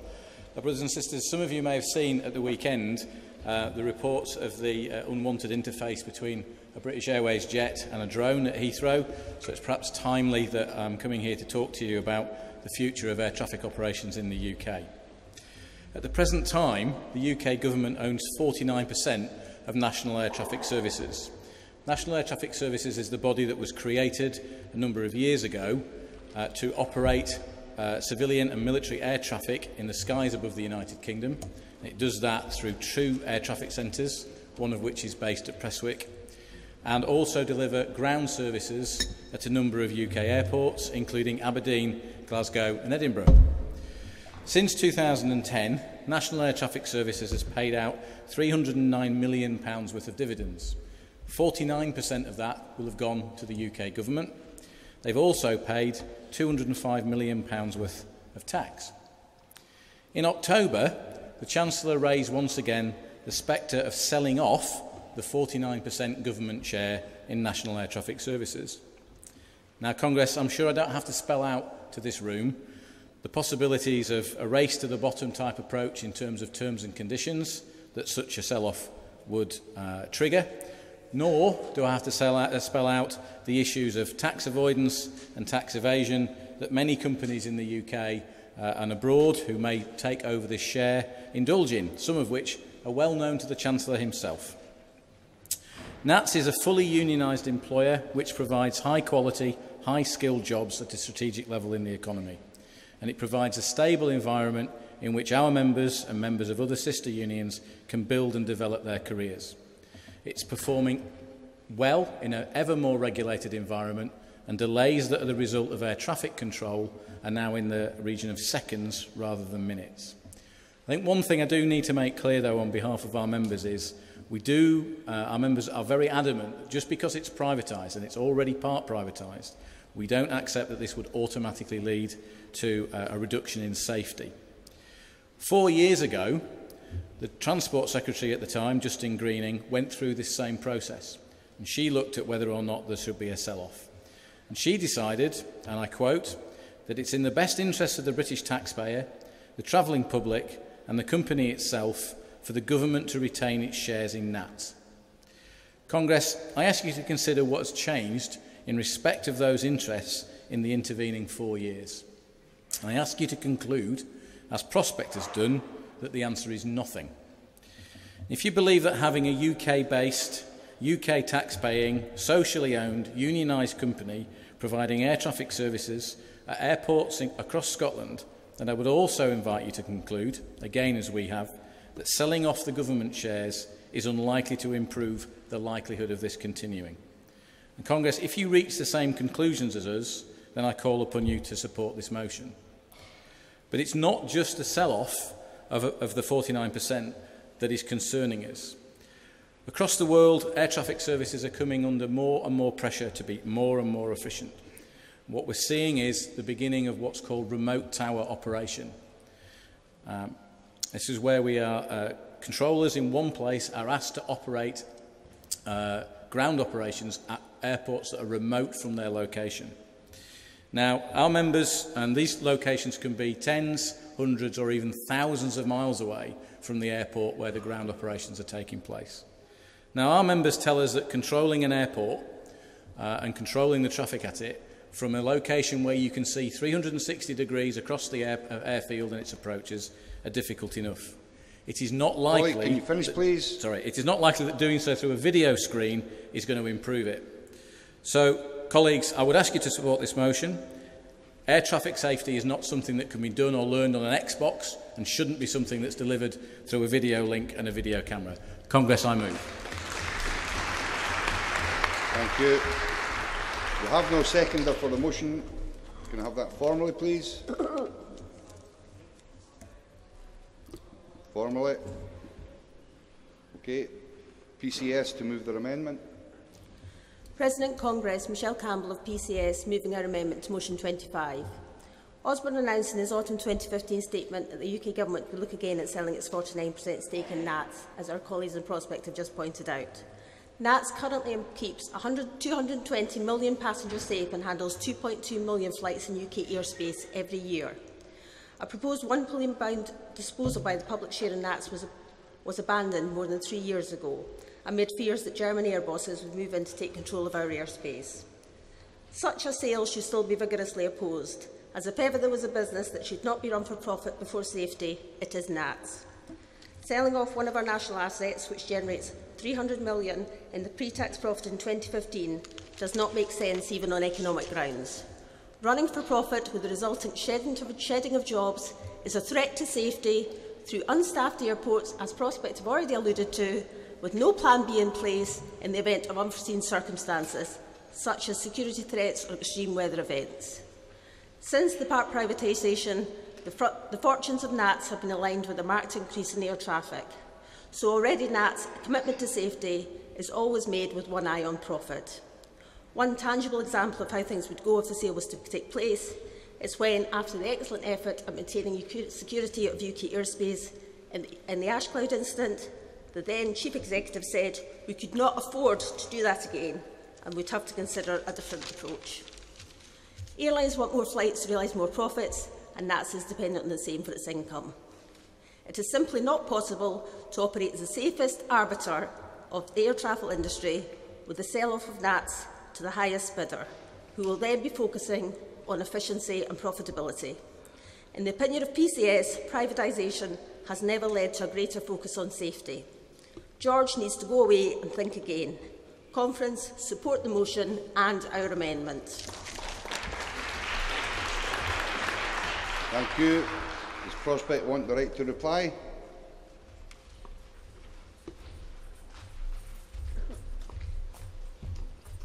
Thank you, President. I think, as I set out in the initial motion, our members, the reason why we're not accepting the amendment is that it's our members' position that privatisation will not necessarily mean that they do their job any worse than they do it today. And that's the main reason why we haven't accepted PCS's amendment. I support much of what my colleague from PCS has said, but we refute the link between all that privatisation and the ability of our members to do their jobs. Thank you. Congress will now vote on the amendment. All those in favour, please show. All those against? Abstentions? The amendment is carried. We will now vote on the substantive motion. All those in favour, please show. Any against? Any abstentions? Motion 25, the substantive motion even, 25 is carried. Now call motion 29 to be moved by RMT.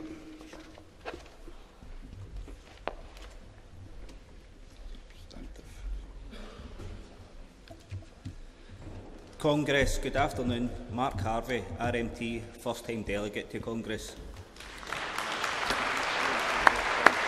I move in motion 29 on Scottish Rail passenger services. As a conductor, we collectively have been campaigning against staff cuts in our industry. We oppose and will continue to oppose driver-only operation. We've always stated this method of operation is unsafe and is not in line with the professional service rail passengers expect. I would like to thank ASLEF and its members for their support on this issue, and if necessary, we will ballot our own members for industrial action on this. Congress, we are deeply concerned about the rail franchising process, which is the privatisation of a public service. We must continue to oppose this. Latest figures suggest that ScotRail has received 57% of its income from our Scottish Government.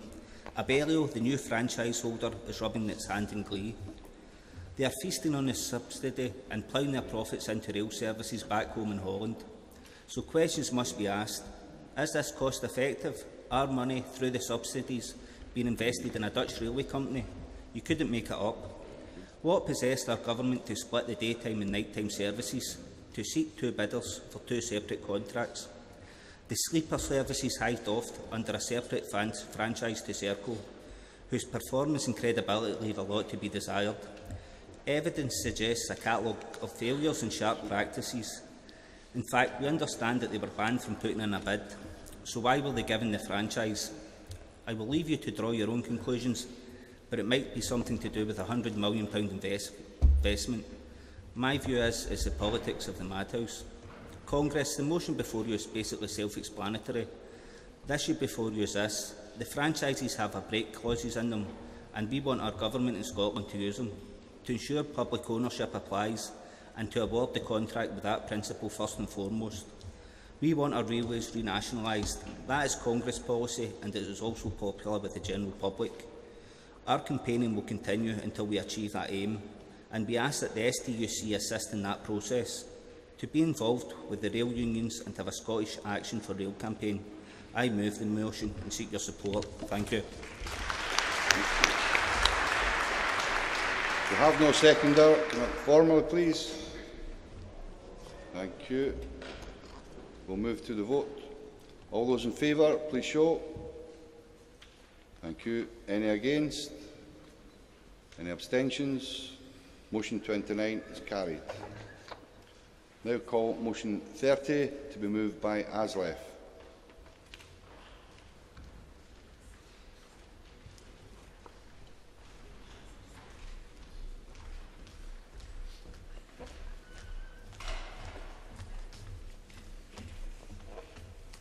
Good evening, Congress. George Mitchell from Aslef, moving the motion on rail freight.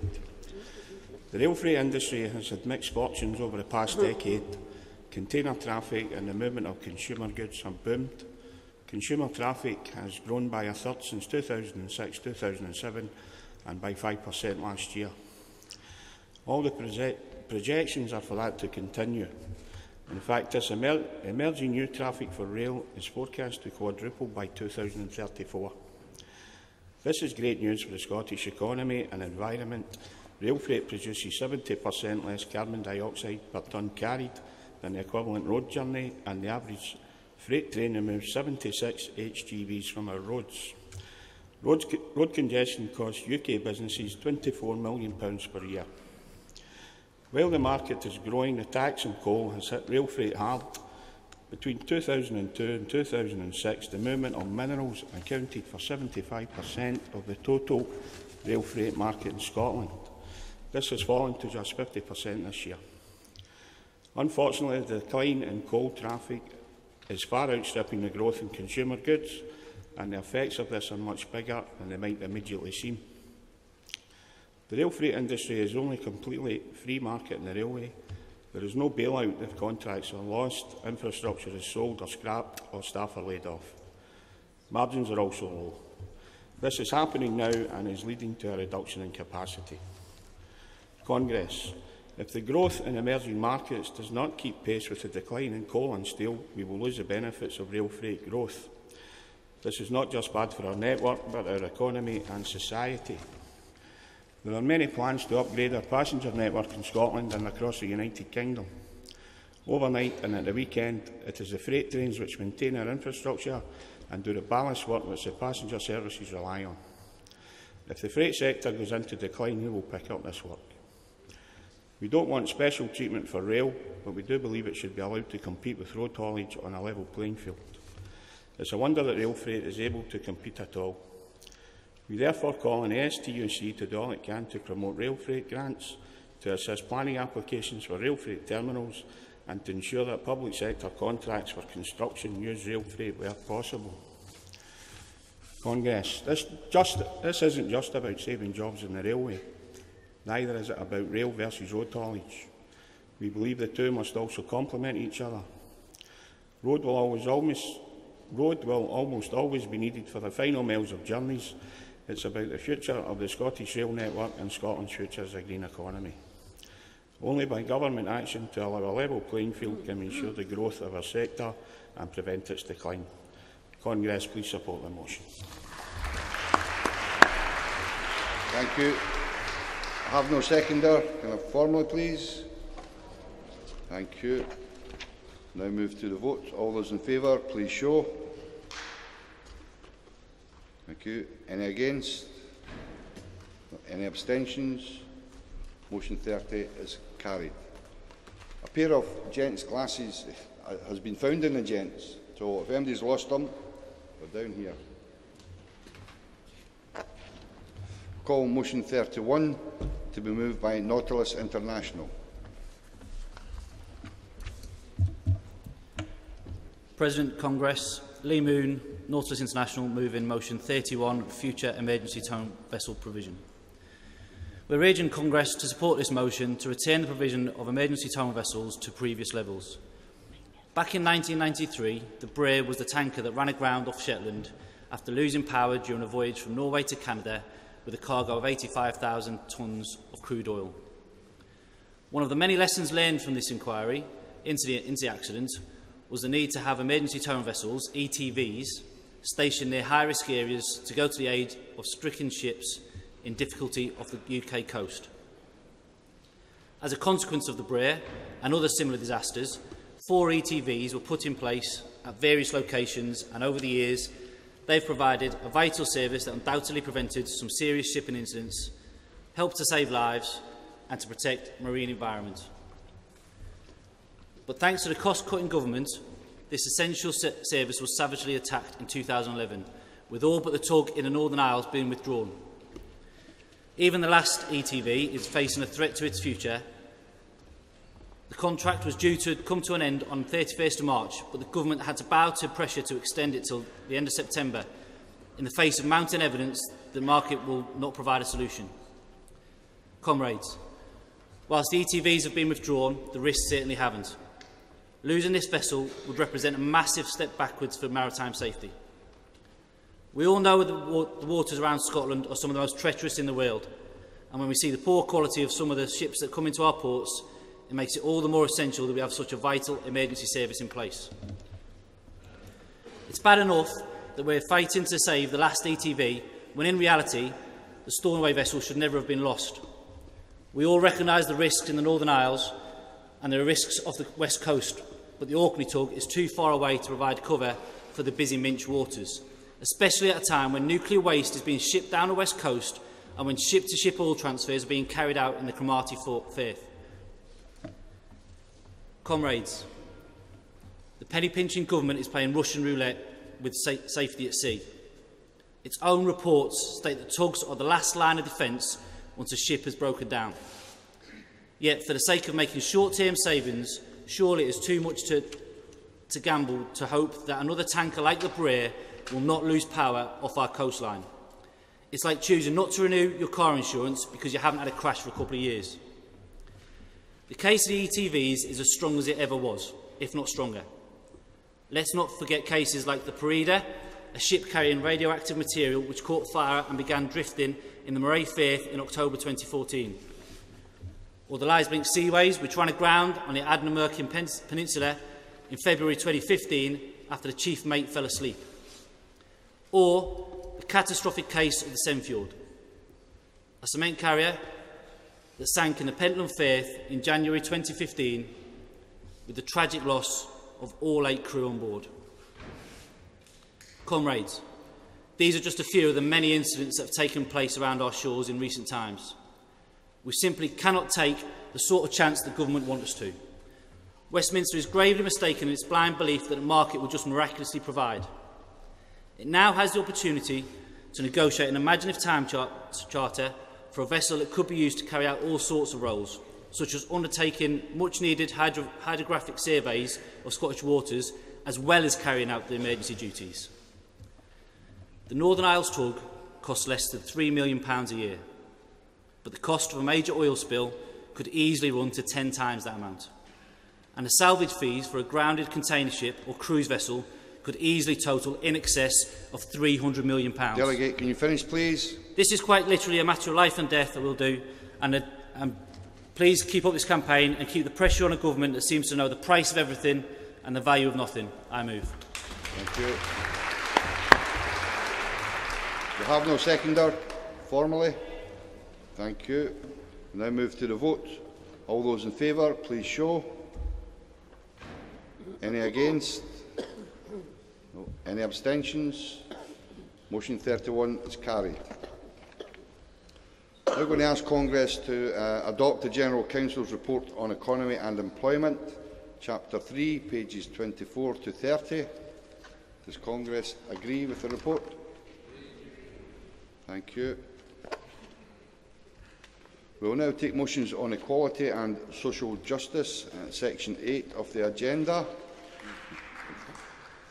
Call Composite O, covering motions 84, 85 and 86, to be moved by the annual STUC Disabled Workers Conference. David Churchley, United Union, formally passing it. Formally. Thank you. There is a listed seconder. Do you wish to formally?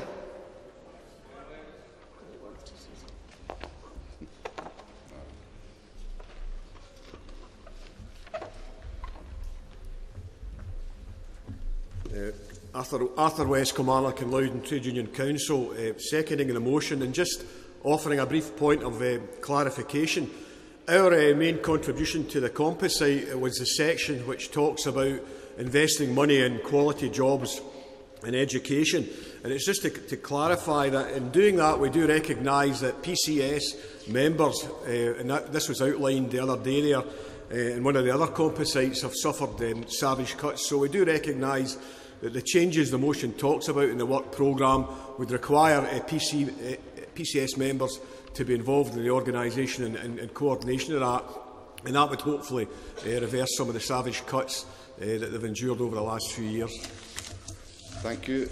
We do have a listed supporter, South Lanarkshire and East Kilbride Trades Union Council. Thank you. We'll move to the vote. All those in favour, please show. Thank you. Any against? No. Any abstentions? No. Composite O is carried. Now going to call amended motion 87 to be moved by NAS UWT. And can the British Diabetic Association come down if they still intend to second?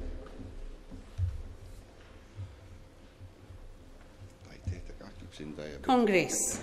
President Congress. Helen Auld, first-time delegate, first-time speaker. NASWT, moving motion 87, child poverty and homelessness. Congress, it is a sad, brutal and outrageous fact that in our so-called civilised society, I and my teacher colleagues are aware that increasing numbers of children are coming to school hungry, anxious and unable to concentrate on their learning because of the financial pressures on their families. NASUWT, the largest teachers' union in Britain, has carried out a survey on this for each of the last 3 years. Congress needs to know that each year the survey highlights that teachers report that these problems of the impact of financial hardship are increasing. Growing numbers of teachers in schools are having to step in to provide food, equipment and clothing for pupils, to offer financial advice and to make referrals to external sources of support for struggling families. Over 3,250 teachers responded to the most recent survey about their experiences over the last year.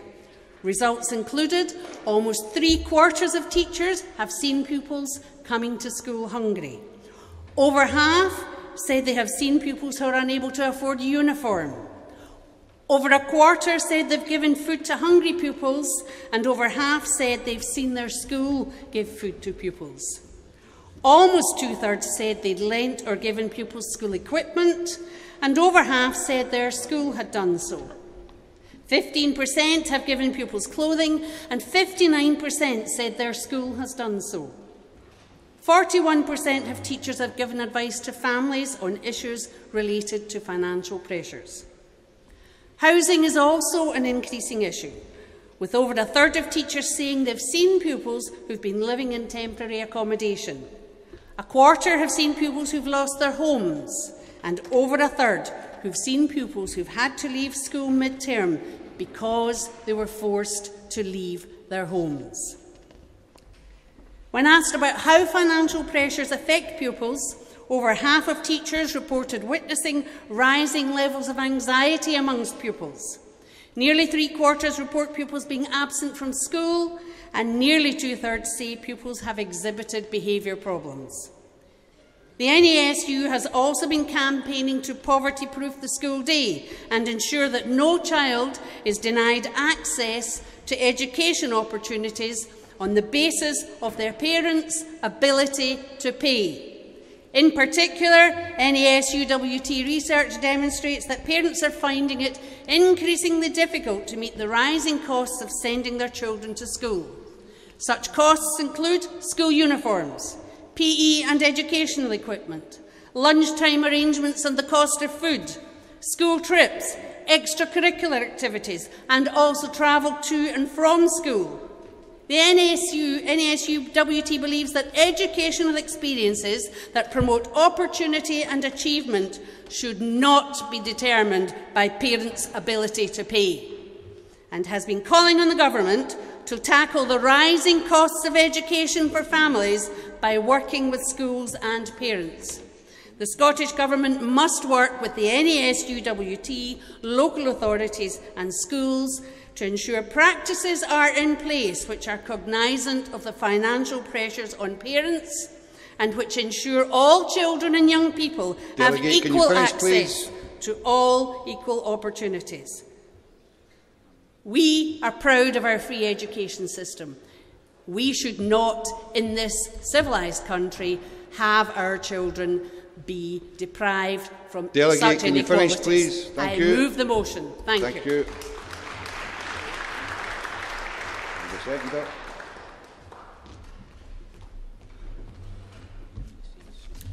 Thank you, President. I'm still not a diabetic. I'm Simon Fever from the... Apologies. The British Dietetic Association, seconding amended motion 87. According to a 2013 report by Teachers in London, at least 5% of children per class turned up at school without having had a breakfast.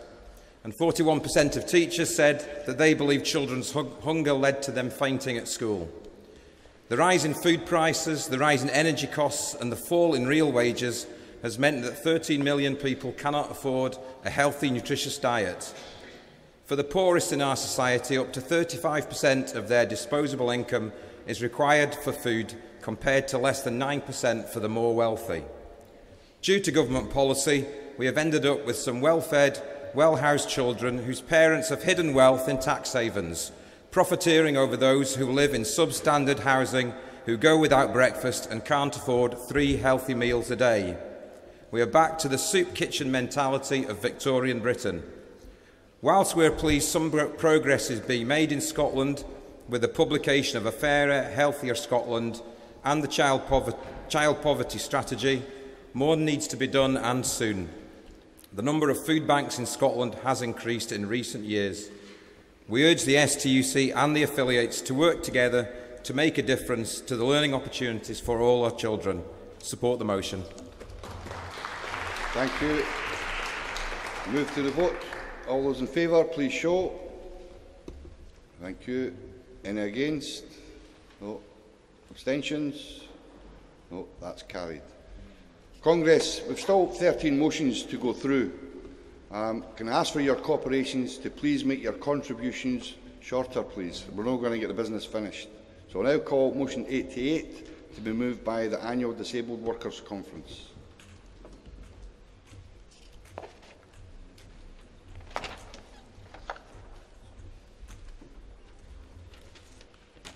Thanks, President. Congress, moving motion 88, Ellen Davis, sorry. Moving motion 80, affordable childcare provisions on behalf of the annual STUC Disabled Workers Conference. Congress, we are aware of the STUC's long-standing policy on childcare, that it should be universal and free, and we recognise that it is important that we do not lose sight of that fact. And we can assure you that the Disabled Workers Conference would not want to undermine the policy, and perhaps a more suitable title for the motion would have been Accessible Childcare Provisions for Disabled Children. I move. Please support. Thank you very much. Have no seconder. Formally, please. Thank you. We'll move to the vote. All those in favour? Thank you. Any against? No. Any abstentions? No. Motion 88 is carried. Motion 89 to be moved by the Bakers Food and Allied Workers Union.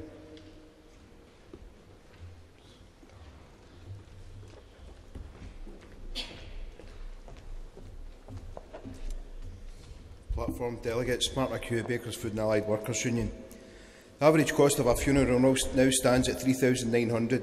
This is a rise of 80% since 2004.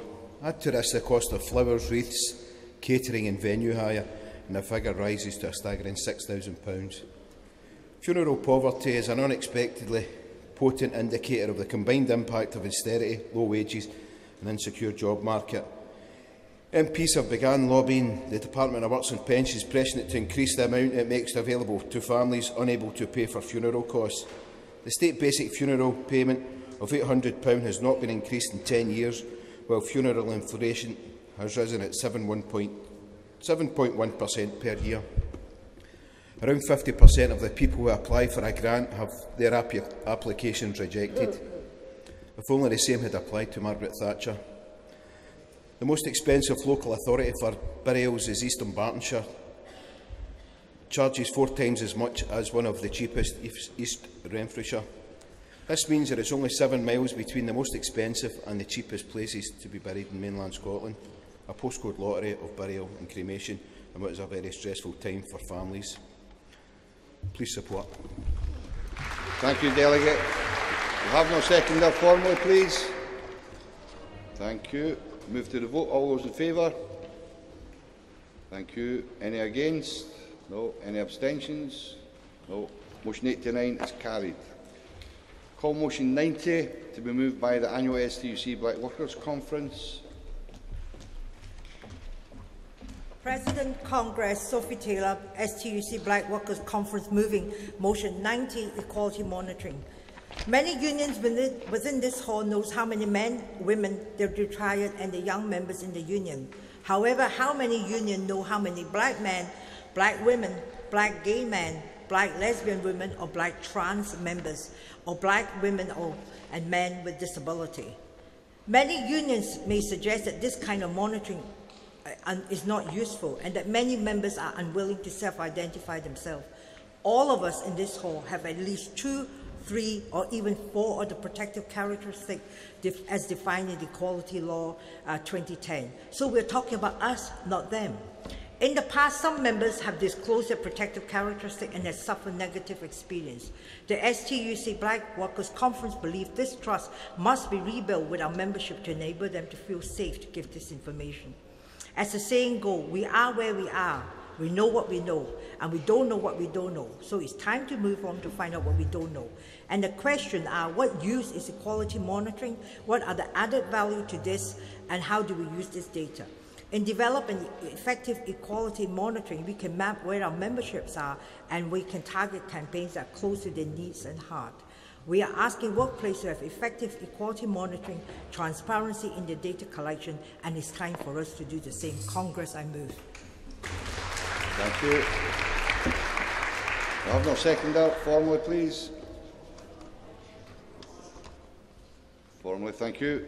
We'll move to the vote. All those in favour, please show. Thank you. Any against? No. Any abstentions? Motion 90 is carried. Motion 91 to be moved by PCS.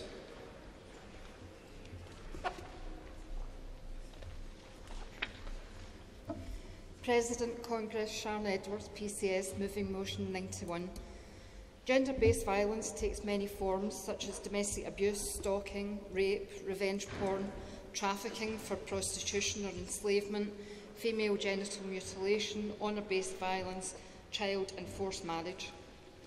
Campaigning and education are key to highlight the ever-increasing problem of gender-based violence. We need to educate as to why violence such as FGM is not necessary. It's an unacceptable and very extreme form of child abuse. There is no medical reason to carry out FGM. It's a cultural issue. It is especially important when the girl is just a baby. Why also should girls as young as 12 be married off to mature men when it invariably means multiple miscarriages or even death for these girls? On the subject of domestic abuse, I was challenged recently that this is not a gender-based violence. I totally agree that this doesn't only relate to women. However, in 2015, women were 81% of those killed by an ex or current partner, while 91% of perpetrators were men. Unfortunately, the stats speak for themselves, so the majority of domestic abuse cases are indeed gender-based violence. On average, there are 59,000 cases of domestic abuse every year. This is unacceptable and must change. Domestic abuse is not an incident, it's an ongoing pattern of control, threats, fear, and of the micromanagement of women and children in their everyday lives. Living with domestic abuse is a 24/7 experience, and is the cause and consequence of patriarchal attitudes, gender stereotypes, male privilege and, of course, women's inequality. As a trade union movement, we need to tackle the issue of gender-based violence, and I make no apologies for putting this on the Congress agenda today. Violence is unacceptable in any form and is even more so when directed towards women and children. Congress, I call on you to speak up, speak out, campaign and demonstrate your support to stop gender-based violence. I move. Thank you. Congress, I have no seconder. Formally, please. Thank you. Move to the vote. All those in favour? Thank you. Any against? No. Any abstentions? No. Motion 91 is carried. Now call motion 92 to be moved by NASUWT.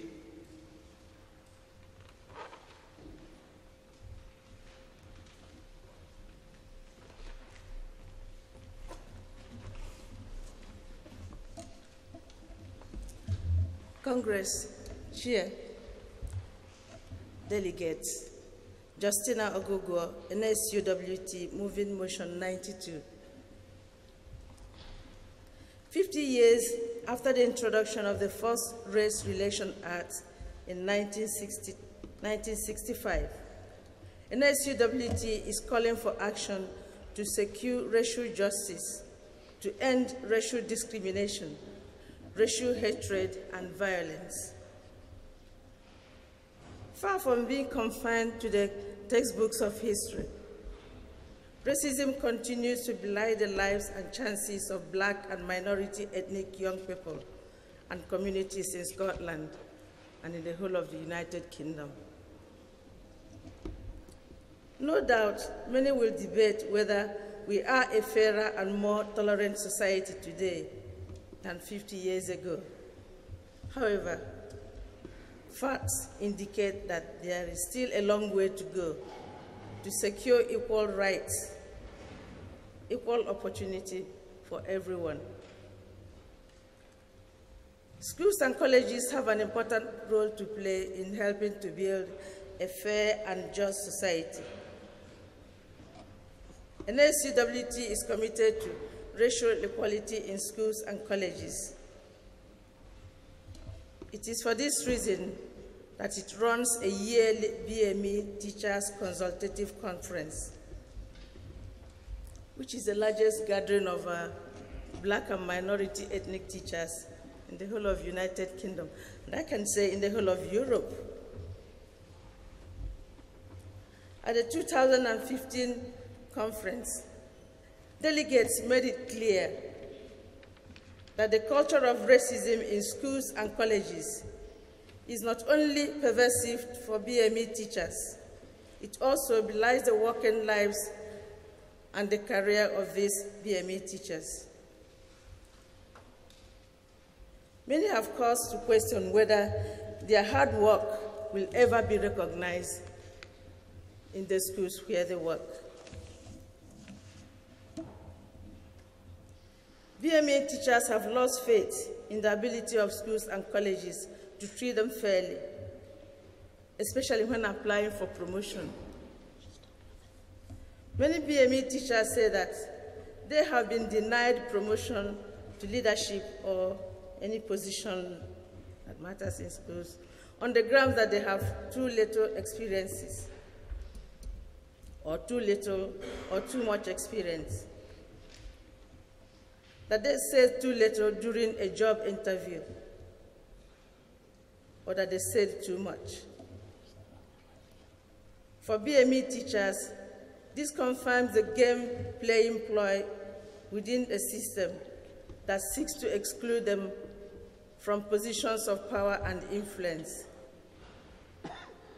BME teachers say that the problem is getting worse for them and not better. Teachers are agents of hope for a better future in any society. While most BME teachers report that they chose to become teachers because they like to make a difference and to help create a better society for Delegate, everyone. can you finish, please? However, Delegate, you're out of time. Can you finish, please?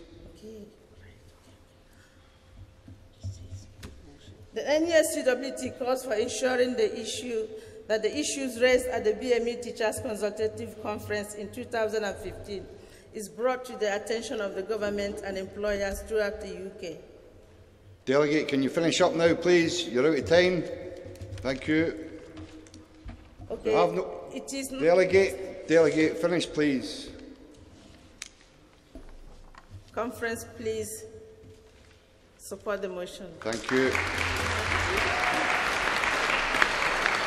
We have no seconder. Can I have that formally, please? Thank you. We'll move to the vote. All those in favour, please show. Thank you. Any against? No. Any abstentions? No. Motion 92 is carried. Now call motion 93 to be moved by the annual STUC Black Workers Conference. Conference President Satnamna, Delegate of the annual STUC Black Workers Conference. Speaking to motion 93, Islamophobia. Very, very briefly, Conference. It's right and it's important that we put this motion onto the agenda of Congress. I just want to quickly bring out one or 2 points.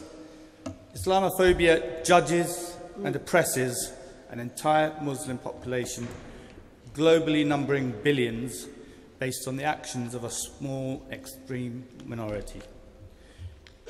Media misinformation and ignorance serves to propagate and magnify this. Motion 93 in your Congress papers has 5 bulleted action points within the text. I'd urge you to look at these points and act as branches, as affiliates, as individuals or as citizens within your communities. Act on as many as you can. Please support this motion. Thank you, Satnam. We have no seconder. Formally, please. Thank you. Move to the vote. All those in favour? Thank you. Any against? No. Any abstentions? No. Motion 93 is carried.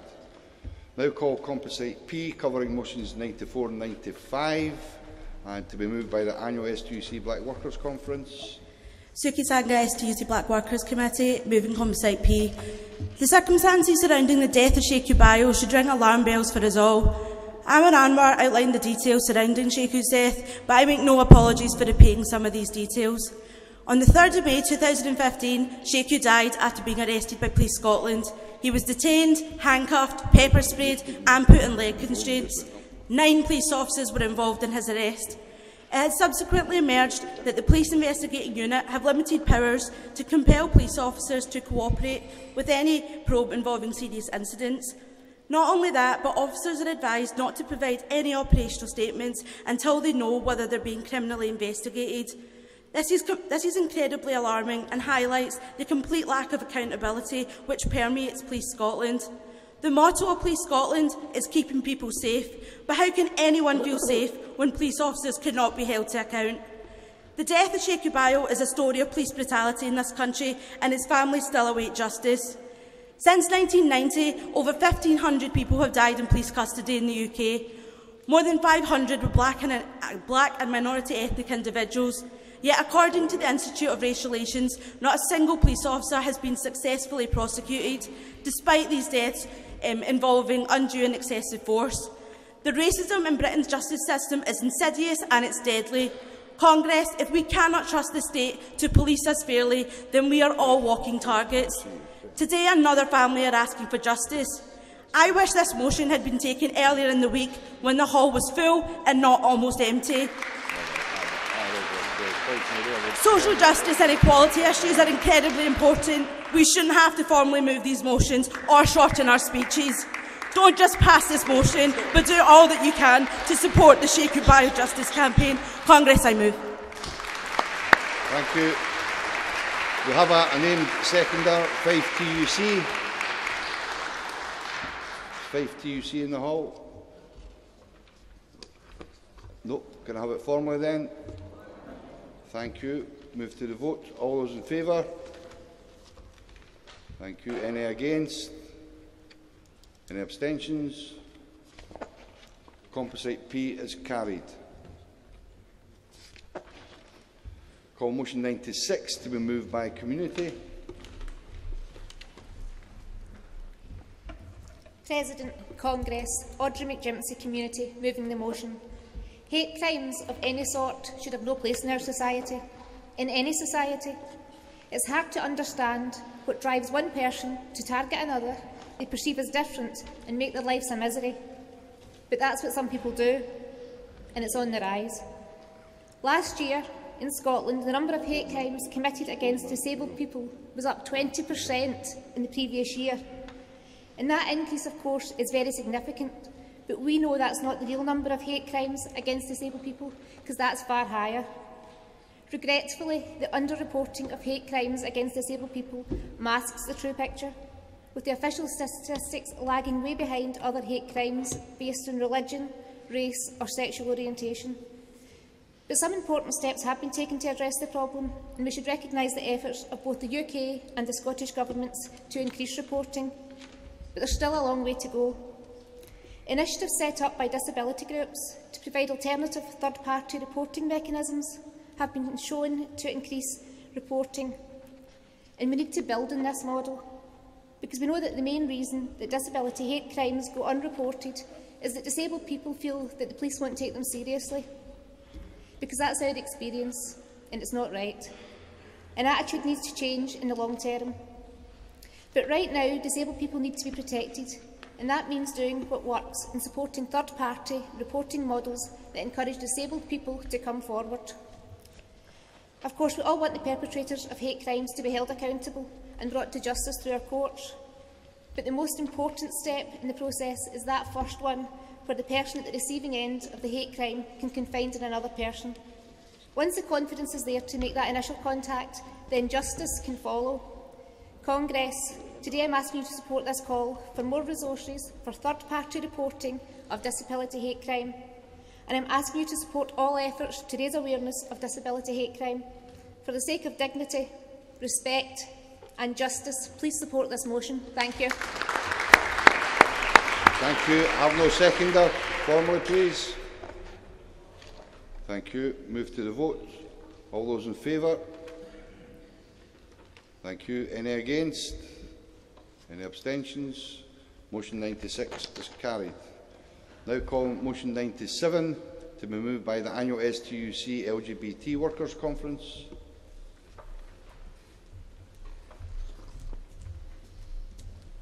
Good afternoon, Conference Chair. Graham Newport Usdor, speaking on behalf of the STUC LGBT Workers' Conference, moving motion 97. The Scottish LGBT Equality Report, published by the Equality Network in July 2015, is the most comprehensive study of its kind to date, based on a survey of over 1,000 respondents from across every part of the country. The report reveals that despite recent advances in the law and social attitudes, LGBT people still face widespread inequality in Scotland. The report's findings include that 89% of LGBT people believe Scotland has a problem with inequality, and 94% say that more needs to be done to tackle the day-to-day prejudice and discrimination that LGBT people continue to face. 97% of LGBT people in Scotland have personally faced prejudice or discrimination, including 79% within the last year and 49% within the last month alone. Incidents reported by LGBT people range from homophobic, biphobic and transphobic comments and attitudes to acts of verbal, physical and sexual abuse, crimes against property and discriminatory treatment when accessing services, and when in employment. The report finds that as a result, a majority of LGBT people in Scotland still never or only sometimes feel able to be open about their sexual orientation or gender identity with their own family, at work or when accessing services, for fear of the prejudice they might face. 43% of LGBT people in Scotland have moved or considered moving to live in a different area or even out of the country altogether because of the discrimination they have faced, and in order to live somewhere more accepting of LGBT people. The report also reveals that the experiences of LGBT people vary significantly across the country, with those living in rural parts of the country reporting a significantly worse experience than those living in urban areas. A quarter of LGBT people in rural parts of Scotland say that their local area is a bad or very bad place for LGBT people to live in, compared to half that in urban areas. The report sends a clear message about the huge scale of change still needed before LGBT people will have full equality in Scotland. A lot of people think that because equal marriage came in, there is no full equality. This is not the case. Things have changed, but still are LGBT people feeling safe? The LGBT people face discrimination, abuse and judgment every day in Scotland, careful of what pronouns they use, thinking all the time, is it safe? Can I be me? And having to come out at different times, and every time there's another life choice, a new job or moving home. There is still a lot of work to be done in Scotland to remove the remaining inequalities, particularly for transgender and intersex people, in order that LGBTI people can enjoy real equality in Scotland. Congress calls on the STUC General Council to continue to work with affiliates to urge all employers and educational establishments to understand their obligations under the law, to have clear and effective communicated policies to ensure staff or students are not disadvantaged or discriminated against as a result of their sexual orientation or their gender identity, and to deal with all complaints of bullying and harassment, and work with the STUC LGBT Workers Committee to campaign for the Scottish Government to publish an LGBT equality and human rights strategy and measurable action plan which includes gender recognition laws. Congress, I move. Thank you. Have no seconder. Formally, please. Formally, thank you. We'll move to the vote. All those in favour? Thank you. Any against? No. Any abstentions? No. Motion 97 is carried. Now call motion 98 to be moved by the Chartered Society of Physiotherapy Scotland. Good afternoon, Congress. Patricia McNally from the Chartered Society of Physiotherapy, proposing motion 98, and I will keep it very short now. In 2010, the Scottish Government published the Cycling Action Plan for Scotland. That plan has a target that by 2020, 10% of all journeys in Scotland will be made by bike. Very laudable aim. Cycling is healthy, it helps to tackle obesity, so it saves the NHS money, and it's good for the environment. But is it realistic or achievable? I used to cycle a lot, but would I ride round Glasgow now on a bike? Not in your life and not in mine. There are dedicated cycle lanes in Glasgow, but for the most part, the only thing separating the cyclists from cars, buses and lorries is a white line painted on the road. And I can assure you there is little more terrifying than being inside that line with a 10-ton truck flying past you, especially if you're approaching one of the many massive potholes littering our roads. The consultation that was carried out by the Government prior to producing the plan found that perceptions of safety were the key reason stated by respondents for not cycling. There have been many good initiatives coming out of the action plan, like reduced speed limits, training for young cyclists and events such as Bike Week stimulating interest in cycling. But if our roads are not safe, no amount of training or eventing will persuade people to cycle every day instead of taking the car. I ask Congress to lobby local authorities as a matter of urgency to increase the number of segregated cycle paths and to keep their road surfaces in a good state of repair, to stop the increasing number of deaths and serious injuries to cyclists. I urge you to support this motion and then get on your bike and ride. Thank you. Thank you. Have no seconder. Formally. Thank you. Move to the vote. All those in favour, please show. Thank you. Any against? No. Any abstentions? No. Motion 98 is carried. Congress is now going to ask you to adopt the General Council's report on equality and social justice, Chapter 8, pages 55 through to 68. Does Congress agree with the report? Thank you. We will now take emergency motions. Call on the TSSA to move emergency motion Number 2, tax avoidance.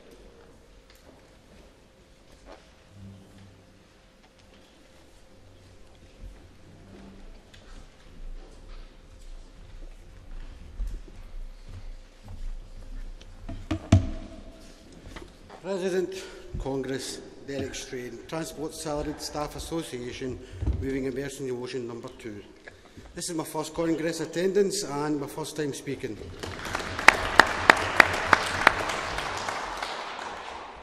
We're all aware of the Panama Papers were released, revealing all the tax avoiders across the globe. There's also one in Scotland, Stagecoach, who moved a substantial amount of monies into subsidiaries across the country and therefore avoided millions of corporation tax. This same company, who owns bus companies and rail companies all over Britain, donates to the SNP. And was this a donation, a tax avoidance too? The First Minister is quoted as saying a whole political establishment has allowed this tax avoidance to become routine. I don't think so somehow. On the same note, 2,000 HMRC jobs are being axed in Scotland. These are what like these people have the ability to collect these taxes and bring these companies to the public eye and make them accountable for these tax avoidance. Congress calls on the STUC General Council to lobby for Scottish Government for intervention to save these HMRC jobs and for the Scottish Government to bring action against these tax avoiders. They should also be urging the SNP to sever links with Brian Souter and return the £1 million donation by Brian Souter. The Scottish Government should make it unlawful to award public contract to tax dodgers. Congress, I move emergency motion 2. Thank you very much, Delegate. Congress, have no seconder. Formally, please. Thank you. Move to the vote. All those in favour, please show. Thank you. Any against? Any abstentions? Emergency motion 2 is carried. Now call on Unison Scotland to move emergency motion 9.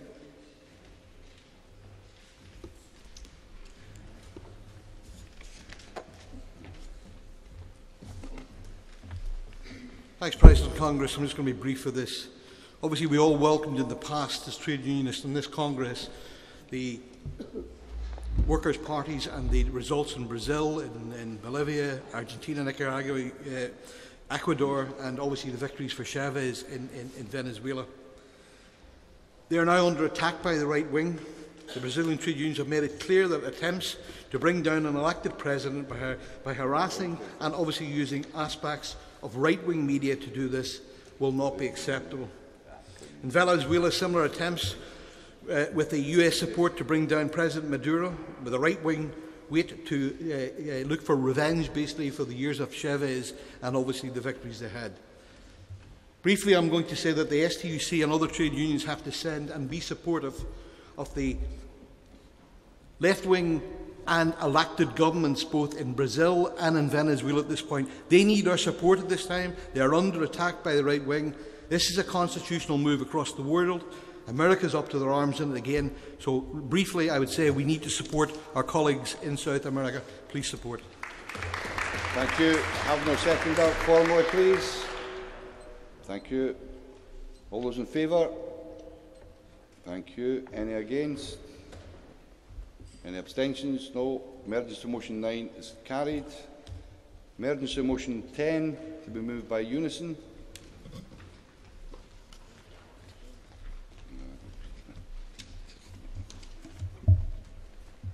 Good afternoon, President, Congress, Davina Rankin, Unison, moving emergency motion 10. In the interest of time, I'm going to focus my comments on one aspect of the motion. The 1967 Abortion Act was never applied to Northern Ireland, something we must fight to change. I recently attended the Irish Congress of Trade Unions Women's Conference, where I heard a young woman eloquently explain why access to safe abortion is not only a women's rights issue, but fundamentally a trade union issue.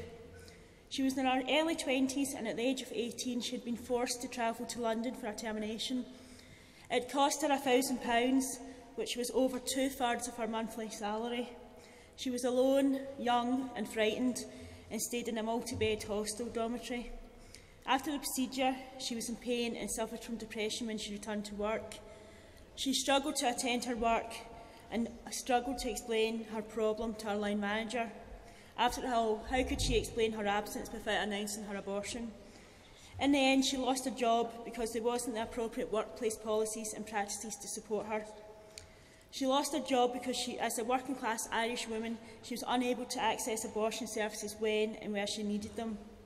She is one of many stories that highlight why trade unions need to defend the right to control what happens to a woman's body and defend the right to choose. We need to extend the fit right to every woman. We all have left humanity behind if we abandon our sisters in Northern Ireland to the unjust system that sees them criminalised or forced to pay for a service that is free in the rest of the UK. We must campaign for the decriminalisation of abortion throughout the UK. Please encourage your trade union to affiliate to abortion rights. And if you want to join as an individual member, you can do so online or by picking up a leaflet on abortion rights stall. Please support the motion I move. Thank you. Have no seconder formally, please. Thank you. Move to the vote. All those in favour? Thank you. Any against? No. Any abstentions? No. Thank you. Emergency motion 10 is carried. Colleagues, just before I ask Helen to move the vote of thanks, these glasses are still up here that were found in the gents.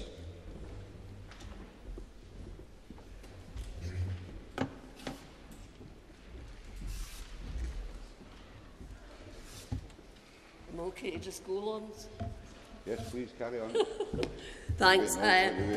Before I begin the vote of thanks, and I'll just ask you to leave your clapping till the very end, otherwise we're going to run even more over than we are at the moment. On behalf of the General Council, I would like to thank the following people. It's quite a long list, I'll be as quick as I can. Dundee City Council for the assistance given to the STUC, which allowed us to gather here at the Caird Hall. The support and assistance from Council and Lord Provost Bob Duncan and his staff is much appreciated. Susan Gillan, manager of the Caird Hall, and in particular Alan for the sound and lighting, together with the Caird Hall staff for their outstanding support and assistance in the run-up to and during this Congress. Special thanks also to the catering staff at the Caird Hall, and especially for the STUC President's and General Council's dinner held last night at the Apex Hotel. To Alex of Tayside AV and his colleague Clint, who have been with us throughout this Congress. To Standing Orders Committee, Mary Alexander, Willie Docherty and Dave Moxham, Secretary to the Committee, who had a very difficult job. Tellers, Alec Kennedy, who is the Chief Teller. Scrutineers, Murdo Matheson, who is the Chief Scrutineer. Fraser Brand, who has assisted with Congress photographs in the absence of Lewis Flood, who fell ill just prior to Congress. We therefore wish Lewis Flood a speedy recovery. We would like to give a special thanks to all of our exhibitors, to all the organisations who held fringe meetings, to the staff in the Apex Hotel and various hotels in the area, to all of our guest speakers, to our international guests, to the media, to the signers, Andy Irvin and Leslie Crerar, to the STUC staff who do a fantastic job in supporting this conference. Without them, this Congress certainly could not run.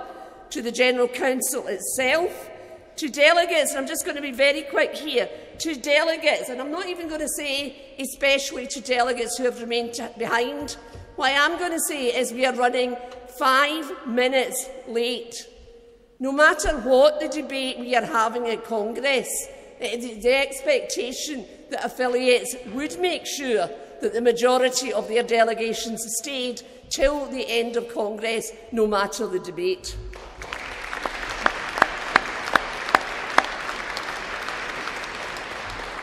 And finally, and I would take longer with this, but I get the risk of getting an EIS apple or something else thrown at me. Finally, to the President's Lawrence Wason. It's not an easy task to chair Congress, to be firm but fair. He appears very friendly.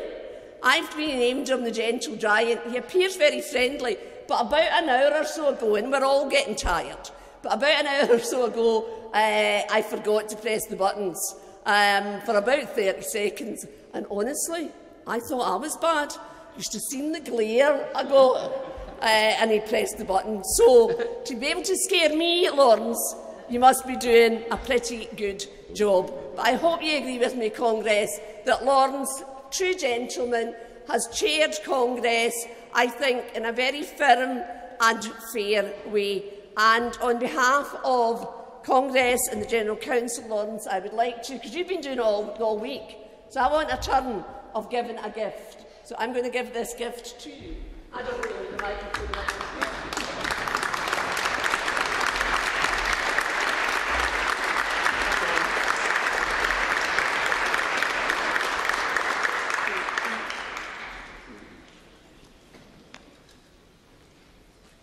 And of course, we cannot possibly forget Joyce. Thank you so much, Joyce. Thank you.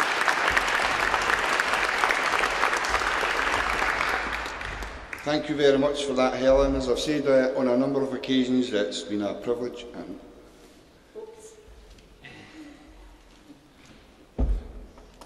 and an honour.